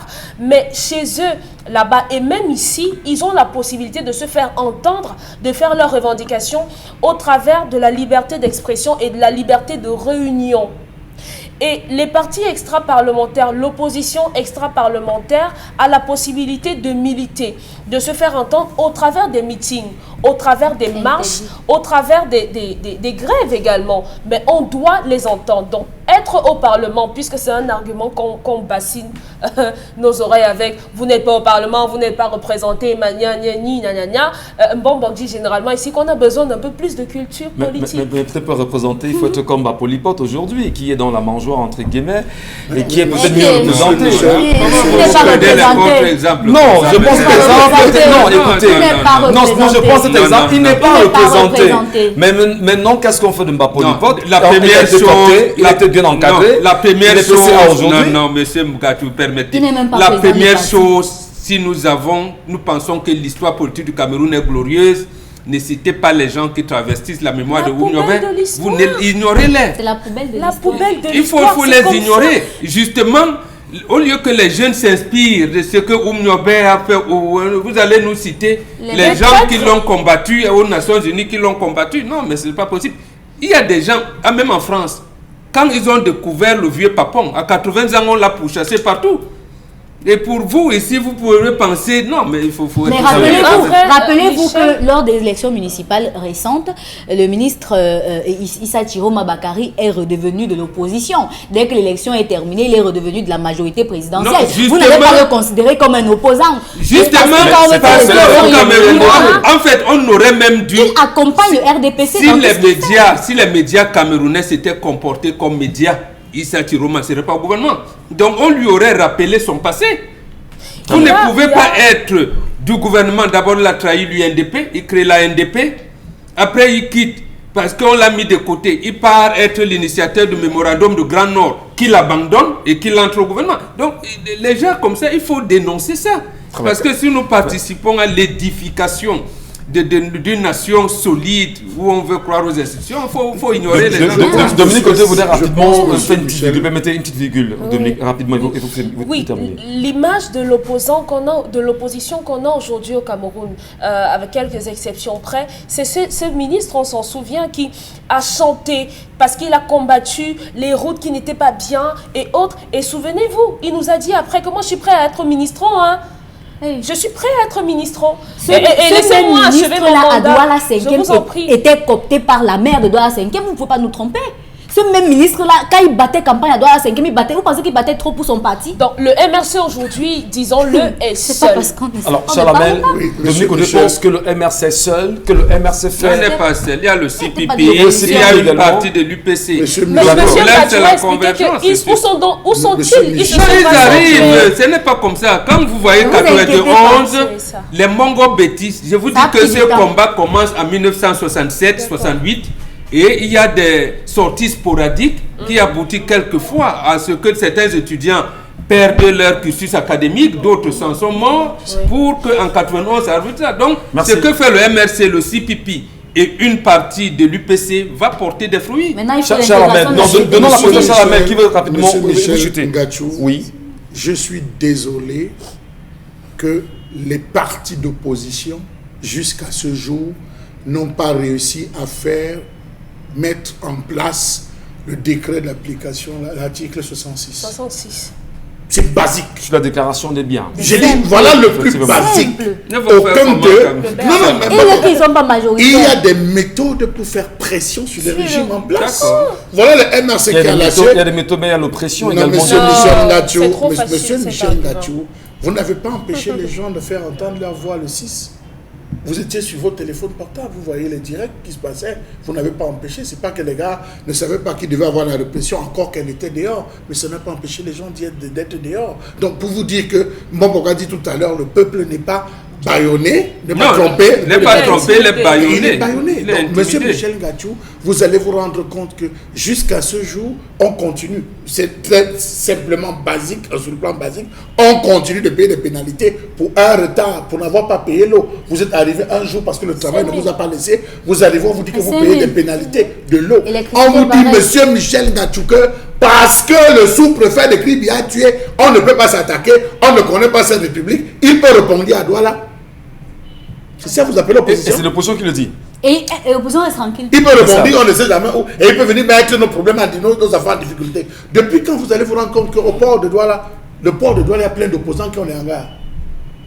Vous allez vous prendre qu'il y a plein d'opposants qui ont gagné des marchés dans le secteur de l'aéroport, de l'aéronautique. Ils sont nombreux. Certains sont devenus des Vous avez certains qui sont dans le transport, qui sont protégés dans le secteur du transport, monsieur Michel Les Ngachou. opposants. La ligne du Tchad, de la Centrafrique, ils Charles contrôlent Amel, plein. vous vous rappelez de l'autre qui nous a dit dernièrement, quand un sous-préfet a assassiné sa copine à Kribi, que non, c'est difficile de s'attaquer aux administrateurs civils parce Un opposant.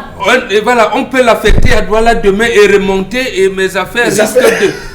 Je préfère ne pas parler. Je préfère ne pas parler. Un opposant, un élu. Prenons les messages carrés. C'est pour ça qu'ils sont élus.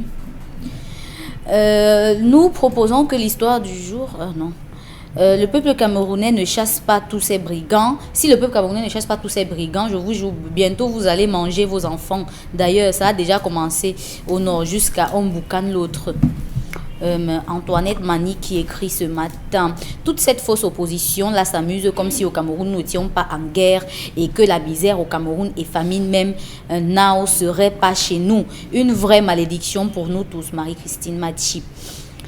Un autre message, ce sont des mendiants de l'opposition, des mendiants de l'opposition. L'opposition hypocrite et non solidaire en ce comportement, rien ne changera. Est-ce que vous savez que certaines personnes, même certains, ceux qui se disaient opposants depuis longtemps, certains partis politiques, dans les mairies même, où on va dire ils n'ont pas réussi à gagner, on a maintenu le poste de beaucoup. Hein. On a maintenu les avantages de beaucoup de ces partis d'opposition. Ils sont maintenus dans certaines mairies, si vous voulez. On peut même ceux qui ont tous perdu. Ceux qui ont tous perdu, voilà, qui n'ont même pas une voix. Ah ben, qui n'ont pas une seule voix. On les a maintenus. De ces partis ont été maintenus. Et on ils a maintenu leurs affaires. Ils ont des bureaux. Mais vous voulez qu'on les cite, monsieur Donc Michel c'est une Gadjou? opposition, comme on l'a très bien dit, alimentaire. C'est une opposition qui a faim. C'est une opposition qui ne peut pas représenter le peuple camerounais. C'est une opposition qui semble justement faire l'affaire ou les affaires du régime en place. C'est une opposition qui n'est pas crédible dans sa globalité. Et beaucoup pensent aujourd'hui finalement que l'opposition en place au Cameroun est en train justement de jouer le jeu du régime. Non, il y a une opposition. Bon, on va préciser. Il y a une certaine je ne opposition. voudrais pas que vous soyez à l'absolu, monsieur Michel. Je suis d'accord. Parce que les gens nous regardent. On connaît les vrais opposants au Cameroun. On a parlé, oui, monsieur Michel Gadjou, de cette branche, CPP, une partie d'une frange de l'UPC. Ils sont nombreux. Et surtout du MRC. Et oui, du MRC. Parce qu'on le sait, le MRC dans son monsieur extrémité. Michel, il est temps aujourd'hui. On a eu cette dernière coalition qui sont allés rencontrer, cette coalition qui allait rencontrer le chef Sopoudjou. Vous vous rappelez qu'au sortir de là, devant les micros, qu'est-ce qu'ils n'ont pas dit? Qu'est-ce qu'ils n'ont pas dit devant la télé, monsieur Michel Gadjou? Alors, ça veut dire qu'on a une opposition qui se sert justement des masses médias pour manipuler les Camerounais et laisser croire aux Camerounais qu'elle est existante en réalité. Et la vraie opposition camerounaise, en réalité, est muselée même dans les médias, où au moment où on parle de cette vraie opposition camerounaise, nous qui sommes journalistes et bien d'autres, ou encore les chaînes comme Equinox, on est taxé justement de la chaîne de l'opposition, la chaîne qui ne veut pas justement le bien du pays aujourd'hui. Alors, et on se demandait tout à l'heure, est-ce que le Camerounais n'est pas pris aujourd'hui lui-même dans les taux de l'opposition? Pourquoi l'opposition bâillonne-t-il le Cameroun et ne veut pas libérer ce pays en réalité, Mbouan Benga? Oui, je vous réponds autrement. Est-ce qu'on laisse les partis d'opposition s'exprimer? Non. On ne les laisse pas justement s'exprimer. La politique ou le débat politique tourne autour de trois choses. Mais lorsque vous vous exprimez en 90 avec les villes mortes, il s'agissait de quoi? Il s'agissait des pressions qui étaient venues longtemps avant. Je vous ai dit, c'est au moins 20 ans de travail. Rappelez-vous que lors de la présidentielle de 1970, Abel Eyinga, qui auparavant a été directeur de cabinet du premier ministre Charles Salé, s'est présenté candidat. Et Aïdjo, on l'a condamné à mort par contumace ici. Au même moment, Maître Gorzi Dinga porte plainte contre la République du Cameroun parce que les résolutions prises qui concernaient l'ex-Cameroun occidental n'ont pas été, j'allais dire, appliquées. Et il a gagné le procès. Donc, il y a donc beaucoup de choses qui se sont accumulées comme ça. Et au fil et à mesure des jours, pendant que Foshivé, Kame Samuel recrutait et opprimait, les autres aussi, les Mongo Betty en exil, les Abel Eyinga, Jean-Michel Tekam, Kangba Tondje, et surtout parce qu'il y avait le syndicat des étudiants camerounais, l'UNEC, qui recrutait et voilà, faisait un certain nombre de choses, qui était également membre de la commission consultative de délivrance des bourses. Donc il y avait une certaine possibilité d'échange. Aujourd'hui, ça n'existe plus. Et le pouvoir surfe sur ça. C'est pour ça d'ailleurs que l'opposition qui a pris l'Assemblée nationale en 92, vous avez vu comment ils se sont comportés. Kodogbaïa, par exemple, et Dakole Daïsala, ils ont vendu. Il ne faut pas dire les choses autrement. Donc après avoir, c'est comme le capitalisme qui se resserre. Donc le pouvoir, le RDPC maintient sa coalition depuis mars 92 jusqu'à aujourd'hui. Il a grandi. Et il ne voudrait pas que de l'autre côté, les gens s'organisent. C'est pour ça que vous ne pouvez pas tenir une réunion de section de votre parti. Parce que Michel Gadjou, à l'heure actuelle, au plus, il devait déjà avoir des réunions des membres de la coalition de Camdo. ceux qui ont été avec Kamto. Voilà. Devaient se réunir pour dire, voilà, celui avec qui on a initié Oui, mais la cher- coalition. mais Ce qui est en train d'arriver. Quelles sont les actions qu'on peut faire? Attendez, monsieur. Mais Michel, ils se plaignent quelles sont justement les qu'ils ne actions? parviennent pas. On ne leur donne Mais même monsieur pas la Michel possibilité de se Gassou, rencontrer. Il peut faire des communiqués. Depuis son Voilà. embassement, Maurice Kamto fait des communiqués. Il peut fait faire des des communiqués. Voilà. lettres. Il a adressé ses lettres de condoléances par rapport au décès de bâtonnier, monsieur Michel Gassou. Il pouvait faire il pouvait s'asseoir avec le dieu Kamchameni, parce que j'estime encore que dieu Tout à fait. Kamchameni est passé à côté de l'histoire. Excusez-moi de vous le dire. Il est passé à côté de Moi, l'histoire. je ne crois pas. Non, je dis qu'il est passé pour cette fois à côté de l'histoire. Parce que monsieur Bonbon, il a passé le temps à clasher avec des militants. Pour une histoire des années 90-91. Cela l'a éloigné du véritable... Non. Mais Je Bonbon, pense que les militants du MRC qui l'insultent, c'est Je n'ai eux pas qui dit ne que c'est les comprennent pas. militants. Parce que pendant longtemps, Ndjekam Tchameni, dans ses postes, faisait la formation politique. Mais on voulait simplement qu'ils disent que je soutiens Kamto. D'abord, il l'avait soutenu pendant la présidentielle. Donc, je ne suis pas à ce niveau. Je suis en train de dire que... Ndjekam Tchameni a été formé par les UPC. Il pouvait prendre de la hauteur. C'est pas le premier. Mais justement, il a de la hauteur. Ce n'est pas le Il a premier. pris. Il n'a pas eu de la hauteur. Ndjekam Tchameni est dans la même posture que les Mbouamasso. Je Parce pense- que leur texte fondamental, c'est quoi? Lutte unie sur tous les fronts. Je suis d'accord avec vous. Lutte Mais unie Bonbon, sur tous les fronts. quelle est Tous les l'action fronts. donc uniquement ces partis de la coalition, ces associations ont posé depuis l'embassement et les séquestrations de Kamto? Qu'ont-ils posé comme Justement, Rien. c'est attendu. On ne trouve Mais à ce pas. moment, demandez On au. Ah, Ils Ndjekam- doivent continuer le processus. Non. Parce que Ils c'est doivent un continuer. processus. Alors, Ndjekam est dans son processus avec les Mbouamasso que De les son autres. côté? Oui, Ah, c'est ça- bon, ça- mais ça- justement, ça- ça- Ndjekam, ça- quand il a fait le rapprochement, ça aussi, il faut le dire. On l'a bazooké comme s'il venait récupérer ce qu'il n'a pas pris. Mais il a dit que, mais attendez, l'opposition ne commence pas en 2018. Et ça aussi, il n'a pas tort. Il n'a pas tort. Parce que quand Ndjekam Tchameni prend Cap Liberté, il est humble. Parce que là, sachant, je ne vais pas citer les noms, il y avait déjà les gars du CNR au sein de ce mouvement qui discutaient. Mais comme il avait une forte dose du péciste, il est allé plus loin. C'est Merci. pour ça qu'il souhaitait que le MRC puisse se comporter aujourd'hui, en sachant qu'il y a en son sein les démagogues, les profiteurs, des opportunistes, les fingons, les rococons et tout. Merci pour la correction. Et mais justement, on va le dire aujourd'hui, cette guerre ou encore cette... Je vous en prie, on va justement le dire aujourd'hui, l'opposition camerounaise, véritablement face au peuple camerounais, les Camerounais veulent avoir des réponses concrètes au bien-être du peuple camerounais aujourd'hui. Et dans ces solutions concrètes, nous souhaitons, bien, le peuple souhaiterait également ne plus avoir une opposition capitaliste ou du moins un capitalisme politique aujourd'hui. Il faut bien qu'on se comprenne.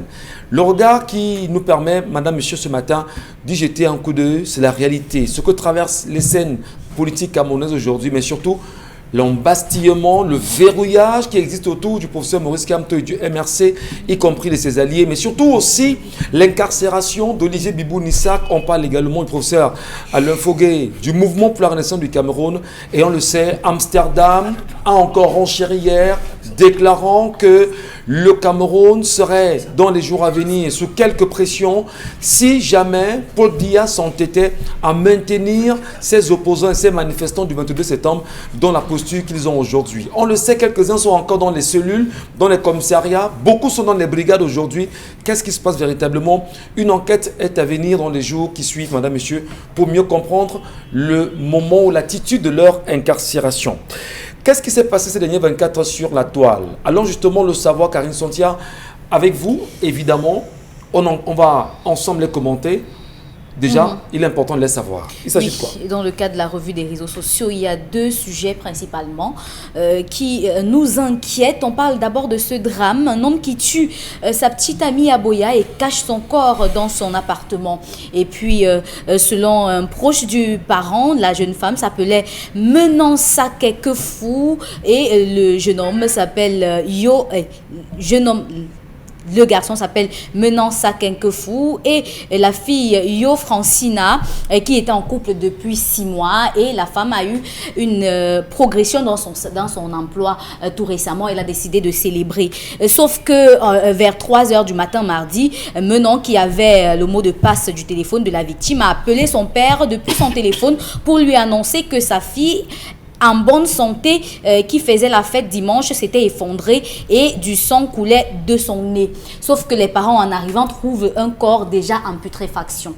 C'est lorsque la police a arrêté le jeune homme qu'il a finalement, après quelques menaces, qu'il a dit en fait que c'était lorsqu'il frappait la jeune femme qu'elle a rendu l'âme. Alors, crime passionnel ou pas? On peut le dire, Karine? On peut dire que c'est un crime passionnel, mais maintenant, la passion sur quoi? La passion basée sur quoi? La jalousie. La jalousie par rapport à un homme ou par rapport à l'augmentation. Vous savez qu'il y a des hommes qui digèrent très mal le fait que les femmes aient des progressions dans leur profession. Qui digèrent très mal. Est-ce que c'est raisonnable? C'est pas. Mais vous pensez qu'un crime passionnel est d'abord raisonnable quand même. Un crime, parce que c'est passionné, c'est pas raisonnable. La passion est démesurée. La passion n'est plus raisonnable. Donc maintenant que ce soit passionnel parce qu'il y a eu un autre homme qu'on a découvert ou que ce soit passionnel parce qu'il y a eu un emploi qu'on a eu et que l'autre n'en a pas, c'est passionnel et c'est déraisonnable. C'est pas raisonnable. Donc cet homme se classifie dans ce genre-là, le genre de personnes qui n'acceptent pas de voir le bonheur dans la vie de l'autre. Sauf que l'histoire ne nous raconte pas que peut-être ils étaient séparés avant qu'elle a fait cette fête, ou alors on nous dit tout simplement qu'elle a organisé une fête pour célébrer cela et puis 2 jours plus tard on découvre qu'elle est décédée. Ça, c'est une histoire qu'on ne comprend pas. Appréciation de Mick Audrey de cette histoire qui fait le tour de la toile aujourd'hui, depuis 24 heures. Si on s'en tient au récit de Karine, et selon lequel le garçon elle serait morte alors qu'il lui donnait des coups, on ne peut pas parler de crime passionnel. Je crois que ce sont des violences qui ont débouché sur un meurtre. Parce que si c'était un crime, il aurait simplement tué. Donc je me dis que c'est un monsieur qui est en train de taper sur une jeune femme et elle a eu un mauvais coup à un mauvais endroit et au mauvais moment et elle a rendu l'âme. Mais maintenant, je pense qu'on devrait attendre les résultats de l'enquête pour savoir effectivement les pourquoi de cette violence-là. Parce qu'il faut qu'ils disent pourquoi est-ce qu'il a violenté la jeune femme. Parce que jusqu'ici, tout ce qu'on sait, c'est qu'il a tapé et c'est pendant qu'il tapait sur elle qu'elle est morte. Allez, c'est bien sûr un sujet qui interpelle, mais qui nous donne également de demander, que de dire à la jeunesse masculine aujourd'hui, les gars, je ne sais pas ce que nous souhaitons, ce que nous voulons à un moment donné. Gars, ça ne va pas, on passe à autre chose. Et il faut parfois le dire, Dominique Audrey, parfois. On le dit tous les jours. Non, moi je le dis, moi, je peux partager sur le plateau. Non, arrêtez de taper. taper. Mais qu'est-ce que je dis souvent? Vous ne parlez pas du jeune garçon qui a été poignardé par sa copine. Je voulais simplement dire, Charles Hamel, que les gars, comme on dit souvent entre nos quartiers, si c'est ta part, elle va rester. Si ce n'est pas ta part, elle va partir. Mais la réalité aussi, c'est qu'à Kribi, le week-end dernier, on a eu un cas pareil, où c'est la fille qui a tué son amant quand même, Charles Hamel Bachou. Ça devient reculant quand même. Michel Ngachou, il faut... Vous savez, ce qui arrive dans ce pays n'est que la conséquence de la mauvaise gouvernance et de la mauvaise gestion du pays, c'est tout. Le degré de tension que les gens vivent, j'ai vécu un cas hier à Noudeïdo, au virage, au niveau des petits virages là, à Noudeïdo, j'ai vécu un cas, un monsieur était debout, un monsieur venait avec le véhicule, donc un piéton, il était debout, un usager, le véhicule venait, il a klaxonné. Le gars, pendant qu'il se préparait à bouger, le monsieur l'a légèrement éraflé. Qu'est-ce qu'il a fait? Il a ramassé la bouteille. Il est revenu frapper sur la portière pour éclater la portière du monsieur et le poignarder. Je vous le dis. Je dis Noudeïdo, je l'ai vécu à Noudeïdo. Les Camerounais marchent avec une tension que vous ne pouvez pas imaginer. Je vous assure, vivez-le sur la chaussée. Vivez-le en tant qu'usager, vous allez vous rendre compte que les femmes même qui avaient de la retenue, les femmes pour un rien sont prêtes à vous cravater et déclencher une bagarre. J'ai assisté à une bagarre à école publique pour 100 francs. Aucune classe. La femme a pris le monsieur à la salle de fête pour école publique à 100 francs. Lorsque la femme arrive, elle sort 500, elle dit que vraiment, je n'ai que 100 francs ici parce que je vais aller à la morgue après à l'hôpital. Le taximan dit jamais, je ne suis pas là pour entendre ça. Comme tu m'as donné 500, je coupe. La femme supplie. Rien, finalement, c'était les dents que j'entendais, le chauffeur crier.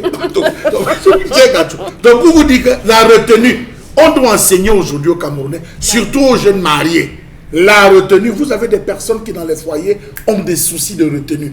Apprenez à vous retenir. Ce n'est pas parce que vous avez dit que oui, grand frère, excusez-moi, que même vous avez raison, que ça va vous tuer. À un moment passé, on dit quoi? Il discutait avec sa copine, après il a dit à sa copine, ne me dérange pas. C'est tout. C'est tout. Très La bien. fille dit, ah, je ne te dérange pas. C'est pareil pour ce cas, la promotion. Donc vous voyez, Il y a une faites violence. attention, il y a une violence. Et on le décrit, regardez la toile, le tribalisme, pour un rien, fiche-moi le camp. Parcourez la toile. C'est pas sérieux. C'est grave. Karine Sonsa, nous vous écoutons.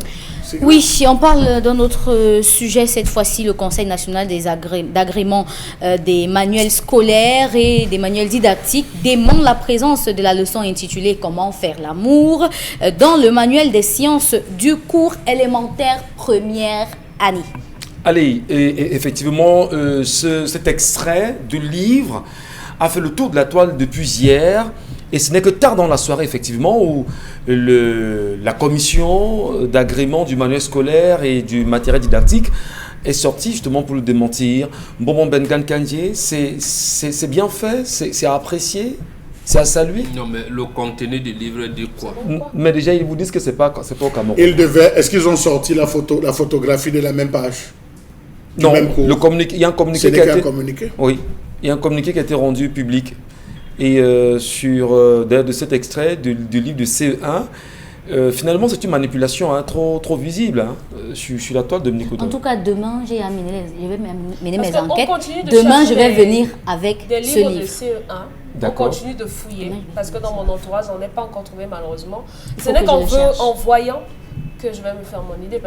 Parce que ce qui se dit depuis hier sur la toile, c'est que ils ont démenti, mais d'aucuns pensent que c'est vrai. Monsieur Michel Ngachou. Parce que c'est des livres qu'on n'achète pas beaucoup aux enfants. Non, permettez-moi. Livre de Monsieur science. Michel Ngachou, tous les livres n'utilisent, de tous les établissements scolaires n'utilisent pas les mêmes livres. les mêmes programmes. C'est les mêmes programmes. C'est le même programme, mais ce n'est pas les Pas mêmes les livres. mêmes éditeurs. L'enseignement catholique a ses livres. Ils ont leurs livres et leur façon. L'enseignement protestant, ils ont leurs livres, ils ont leur programme. écoles Les établissements typiquement privés ont eux aussi, Laïcs. les laïcs, ils ont eux aussi leurs livres. Vous allez arriver des fascicules ou des livres d'appui qu'on demande au public. Vous allez voir, c'est exigé dans le privé. Les écoles primaires, privées, tout ce que vous voulez, ont leurs livres de la maternelle au CM2 de classe 1 à classe 6. Ils ont leurs livres. Donc ça fait qu'il y a une variété de livres. Il y a une variété de livres. les écoles ont Et fait les éditeurs qui sont connus, monsieur Michel Ngachou, parce que lorsque vous allez regarder, demain, nous allons venir avec cette panoplie. Je veux m'arranger à venir avec les livres de chaque, comment vous Classe. appelez ça? Non, pas classe, obédience. oui. Obédience, ok. que ce soit confessionnel, laïque et tout, pour qu'on essaie de faire une étude. C'est comme ça, monsieur. Merci. Après Donc, ça, allez savoir là où cela provient. Alors, lorsque la commission justement d'agrément du livre et du matériel didactique dément ce communiqué aujourd'hui, est-ce que ce n'est pas l'occasion également de l'interpeller sur la question du chef de l'État qui aujourd'hui est dans le livre d'histoire de terminale, qui rentre dans l'histoire, pourtant il est encore vivant, sauf si et on ne le dit pas. Le chef de l'État a déjà abandonné l'école depuis 1998. Cette année-là, son ministre en charge de l'éducation s'appelle Charles Etoundi. Il apporte un concept qu'on appelle l'école ordinaire. Pour le ministre Charles Boromé Etoundi, il est question que les enseignants proposent le contenu de l'éducation, mais également participent à la politique du livre. Ils pensent donc qu'ils peuvent prendre le CPR. On leur dit OK, mais sauf que dans la pratique, c'est EDICEF. On vous dit que l'école des champions est en train de naître quelque part, en anglais beaucoup, quelque part encore dans le nez. On baillonne tout. Et Mongo Betty était d'ailleurs sorti pour soutenir cette politique du livre que le ministre Etoundi, Charles Etoundi, voulait mettre en place. Il y avait les gars, je peux encore citer Onobiono qui est vivant. Mais sauf, on dit, ce père on ne prend pas. Et le drame, on enlève Charles Etoundi. Et on est donc aujourd'hui où l'UNESCO, EDICEF et Hachette nous imposent ce qu'ils ont imposé, soit disant que c'est ça l'évolution. Donc, je donne ces références-là pour savoir que le gouvernement aujourd'hui n'est plus dans l'instruction normale qui devrait correspondre à nos enseignants et à leur environnement. Merci bon Bengan. Dans un instant, madame, monsieur, nous serons avec vous dans le cadre de l'interpellation. Mais avant l'interpellation, je voudrais rapidement qu'on aille saluer Consti Lamine qui est avec nous sur le plateau B ce matin. Et il revient nous parler bien évidemment du correcteur de posture. Consti Lamine, bonjour. Alors bonjour Michel Gatchou, bonjour à tous nos téléspectateurs et bonjour à tous les clients du concept Salaka et bonjour à tous les partenaires bien entendu du magasin 1001 tapis, à tous ces partenaires, à tous ces clients. Je ne cesserai de leur dire merci parce que c'est grâce à vous que le concept Salaka est de plus en plus le meilleur concept de vente en direct au Cameroun et en Afrique parce que vous faites confiance à ce concept qui ne va jamais vous décevoir. Alors ce matin, je tiens déjà à remercier tous ces clients qui étaient nombreux hier du côté du magasin 1001 tapis lors de la grande vente promotionnelle de ce côté. Alors je rappelle également que la double réduction continue toujours bel et bien au magasin 1001 tapis grâce au concept Salaka. Et quand on parle de la double réduction, c'est quoi une double réduction? Il faut déjà rappeler que tous les prix du magasin 1001 tapis sont en pleine promotion de temps en temps, mais il arrive bien entendu au concept Salaka d'offrir des doubles réductions du côté du magasin 1001 tapis. C'est une baisse des prix total. Tenez-vous tranquille, par exemple, le correcteur de posture est vendu au prix de promotion à 10 000 francs, mais dans le cadre de la double réduction, vous l'avez à 9 500 francs du côté bien sûr du magasin 1001 tapis. C'est ça qu'on appelle la double réduction et cette double réduction va s'achever le 15 octobre prochain. Vous avez encore quelques jours seulement, pratiquement une semaine pour bénéficier de la double réduction sur tous les articles du côté du magasin 1001 tapis. Alors ce matin, nous parlons du correcteur de posture. Nous parlons du correcta des postas. Ah ben oui, ce mot qui fait la fierté des enfants. Ce mot qui fait la fierté de tous les téléspectateurs. Je sais qu'il y a des enfants, bien entendu, qui aiment écouter ce mot. Il y a des parents qui aiment, bien entendu, le mot Correcta des Posta. Correcta des Posta est une véritable jaquette médicale. Correcta des Posta est une jaquette qui vous permet d'éliminer les douleurs au niveau du dos.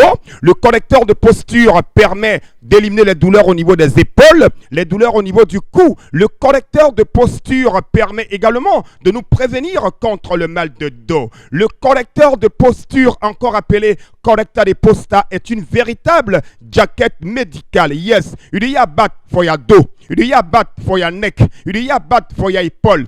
Just come for magasin 1001 tapis and take your correcta de posta. Because the correcta de posta, anytime we go well, it go make say, you know, go here again hot for your dough, hot for your neck, hot for your épaule. Donc, any man today must come take correcta de posta from magasin 1001 tapis. We dey for sell them for cheap price. Il est promotion just now for that stuff for magasin 1001 tapis. Et c'est l'occasion déjà pour moi ici de remercier tous les médecins, de remercier tous les pharmaciens qui ne cessent d'orienter les patients du côté du magasin 1001 tapis. À tous ces médecins, je leur dis merci beaucoup de faire confiance au concept Salaka. Et parmi ces médecins, je remercie le médecin conseil du concept Salaka. La suite, c'est dans un instant. Merci beaucoup. Vous êtes passé chez nous ce matin, Kansi Lamine, avec le correcteur de posture. Madame, Messieurs, merci à vous de rester présents. Dans un instant, interpellation.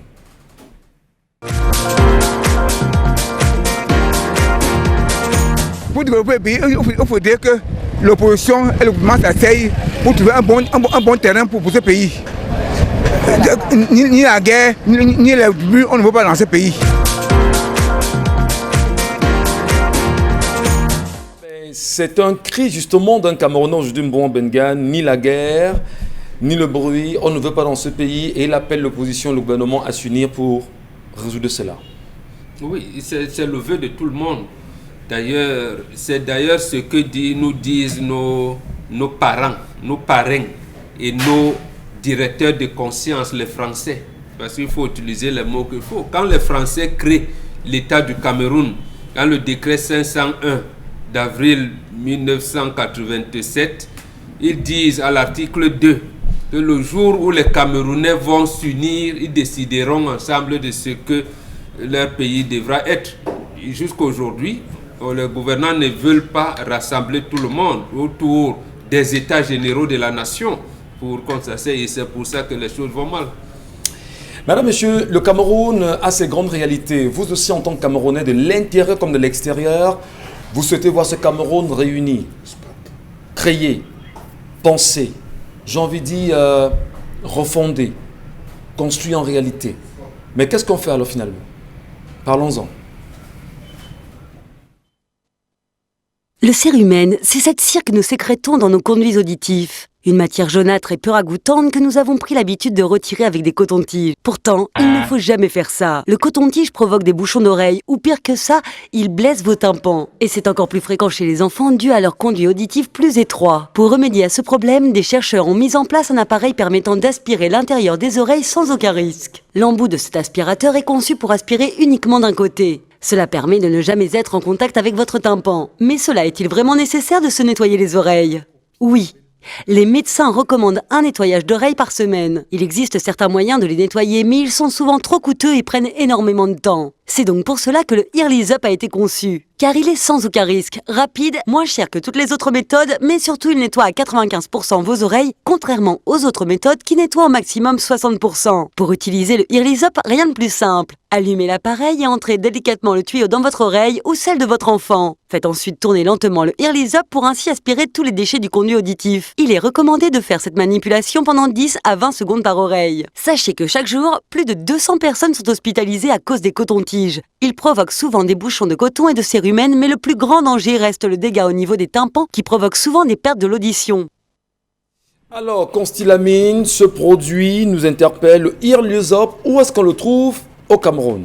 Bien entendu, tu as une très bonne question, Michel Gatchou. C'est un appareil qui permet de nettoyer les oreilles. Il est en vente au magasin 1001 Tapis. Cet appareil est bien entendu contenu dans c'est-à-dire dans ce carton. Et à l'intérieur de ce carton, vous avez ce coffret que voici, ce coffret, c'est qui montre l'originalité de cet appareil. Et à l'intérieur de ce coffret, vous avez des accessoires, notamment 4 au total, qui constituent cet appareil qui vous permet de nettoyer délicatement vos oreilles. Il s'appelle, bien entendu, le Earlys Up. Oui, tout à l'heure, j'étais donc en train de remercier les médecins une fois de plus. Je ne cesserai de remercier tous ces médecins qui ne cessent d'orienter les patients du côté du magasin 1001 Tapis, les pharmaciens également qui ne cessent de nous faire confiance. Et bien entendu, parmi ces médecins, il y a bien entendu le médecin conseil du concept Salaka, ce brave médecin international, le docteur Emmanuel Koufan, du côté bien sûr de Douala, qui ne cesse de conseiller tous les clients du concept Salaka, qui ne cesse également d'encourager et bien sûr d'offrir un encadrement de qualité à tous les clients du concept Salaka. Merci au docteur Emmanuel Koufan, partenaire du concept Salaka. Alors à l'instant, chers téléspectateurs, la rentrée scolaire bat son plein. Alors je conseille bien entendu aux parents de bien vouloir acheter un Earlys Up à leur enfant. Il est important de nettoyer les oreilles. Il est important d'entretenir ses oreilles. Oui, il ne faudrait pas que l'enfant dise demain, maman, je n'ai pas entendu ce que le professeur a dit. Maman, je n'ai pas compris ce que le professeur a dit parce que l'enfant a les oreilles bouchées. Alors pour nettoyer les oreilles de l'enfant, je vous conseille bien entendu cet appareil, le Earlys Up. Oui, il y a certains enfants étant à l'école, ils sont obligés de prendre bien entendu, le capuchon du stylo pour enfoncer à l'intérieur des oreilles. C'est pas bon. Ils prennent également de temps en temps les bûchets d'allumettes, ce n'est pas bon. Ils prennent également les cure-dents, ce n'est pas bon. Même les cotons-tiges ne sont plus conseillés, chers téléspectateurs. L'appareil qui est conseillé, c'est bien entendu le Earlys Up. L'appareil qui est conseillé par les médecins, l'appareil qui est conseillé par les pharmaciens, que ce soit au Cameroun, que ce soit en Europe, que ce soit en Amérique, que ce soit en Asie, que ce soit en Afrique, c'est bien entendu le Earlys Up que voici, cet appareil révolutionnaire qui permet de nettoyer délicatement vos oreilles. Oui, chacun peut l'utiliser, que ce soit pour les bébés, que ce soit pour les adolescents, les personnes du 3e âge, les personnes bien sûr, les adultes, chacun devrait avoir le Earlys Up, étant donné qu'en ce moment, il est en pleine double réduction du côté du magasin 1001 Tapis. Que de l'avoir à 7500 francs, vous l'avez présentement à 1001 Tapis à 7000 francs, votre appareil qui permet de nettoyer les oreilles. Oui, je dis bien un Earlys Up d'origine, un Earlys Up de qualité, vous l'avez à 7000 francs avec tous les accessoires et nous le vendons avec garantie. Et ceux qui achètent le Earlys Up, on leur montre l'utilisation et nous donnons la garantie pour chaque appareil acheté au magasin 1001 Tapis. Merci beaucoup. Passez vos commandes, 7000 francs le Earlys Up. Et merci au docteur Emmanuel Koufan, le docteur conseil du concept Salaka. Merci beaucoup, merci encore, merci à vous. Merci à toute la grande famille, madame, monsieur. Allez, bon, Bengan, on va peut-être sortir rapidement avec une dernière appréciation sur la qualité de l'école, vous le disiez à l'instant. Le nord-ouest, le sud-ouest, aujourd'hui, semble hypothéqués. On a vu les images d'une rentrée timide là-bas hier. Vous croyez vraiment qu'il y aura un retour de l'école là-bas ou une rentrée de qualité? Non, à Beya, Limbe, Bamenda, certains endroits et tout. Mais le nord et le sud-ouest, non. La solution est pourtant simple. Le chef de l'État peut engager le directeur de la direction générale de la recherche extérieure, c'est comme ça que ça se fait dans tous les pays, pour engager des négociations avec des leaders séparatistes, encore qu'il y en a, les Marc Barretta et autres, qui ont dit qu'ils sont pour le retour de l'école. Oui. Mais qu'il n'y ait pas de restrictions, parce qu'ils disaient on ne doit pas chanter l'hymne ici, on ne doit pas lever les couleurs nationales là-bas, qu'on s'engage dans un dialogue pour commencer à amorcer ce processus de paix. Et après, plus tard, le gouvernement pourra donc prendre les conclusions de ces échanges menés par les services de renseignement camerounais pour implémenter et les mettre en application. Merci beaucoup, Moron Bengan. La question du livre qui dérange aujourd'hui, mais surtout l'implication de l'histoire de Paul Biya, lui, de son vivant, dans le livre d'histoire terminale. Comment vont-ils récupérer ceci au niveau de Bamenda et Boya? Quelle appréciation vont-ils en faire véritablement? Dominique Odaritideri, justement. Parce que, voilà. De toute façon, ils ont dit qu'ils ne voulaient pas des programmes français là-bas. Voilà. On attend de voir ce que ça donne. Madame, monsieur, merci à vous. Merci Charles Membadjou, Karine Sontia, Mbomon Benga, Dominique Audrey. Retrouvons-nous demain lorsqu'il sera 10h sur la même antenne avec le même plaisir. D'ici là, portez-vous bien en compagnie des programmes d'Equinox Télévision.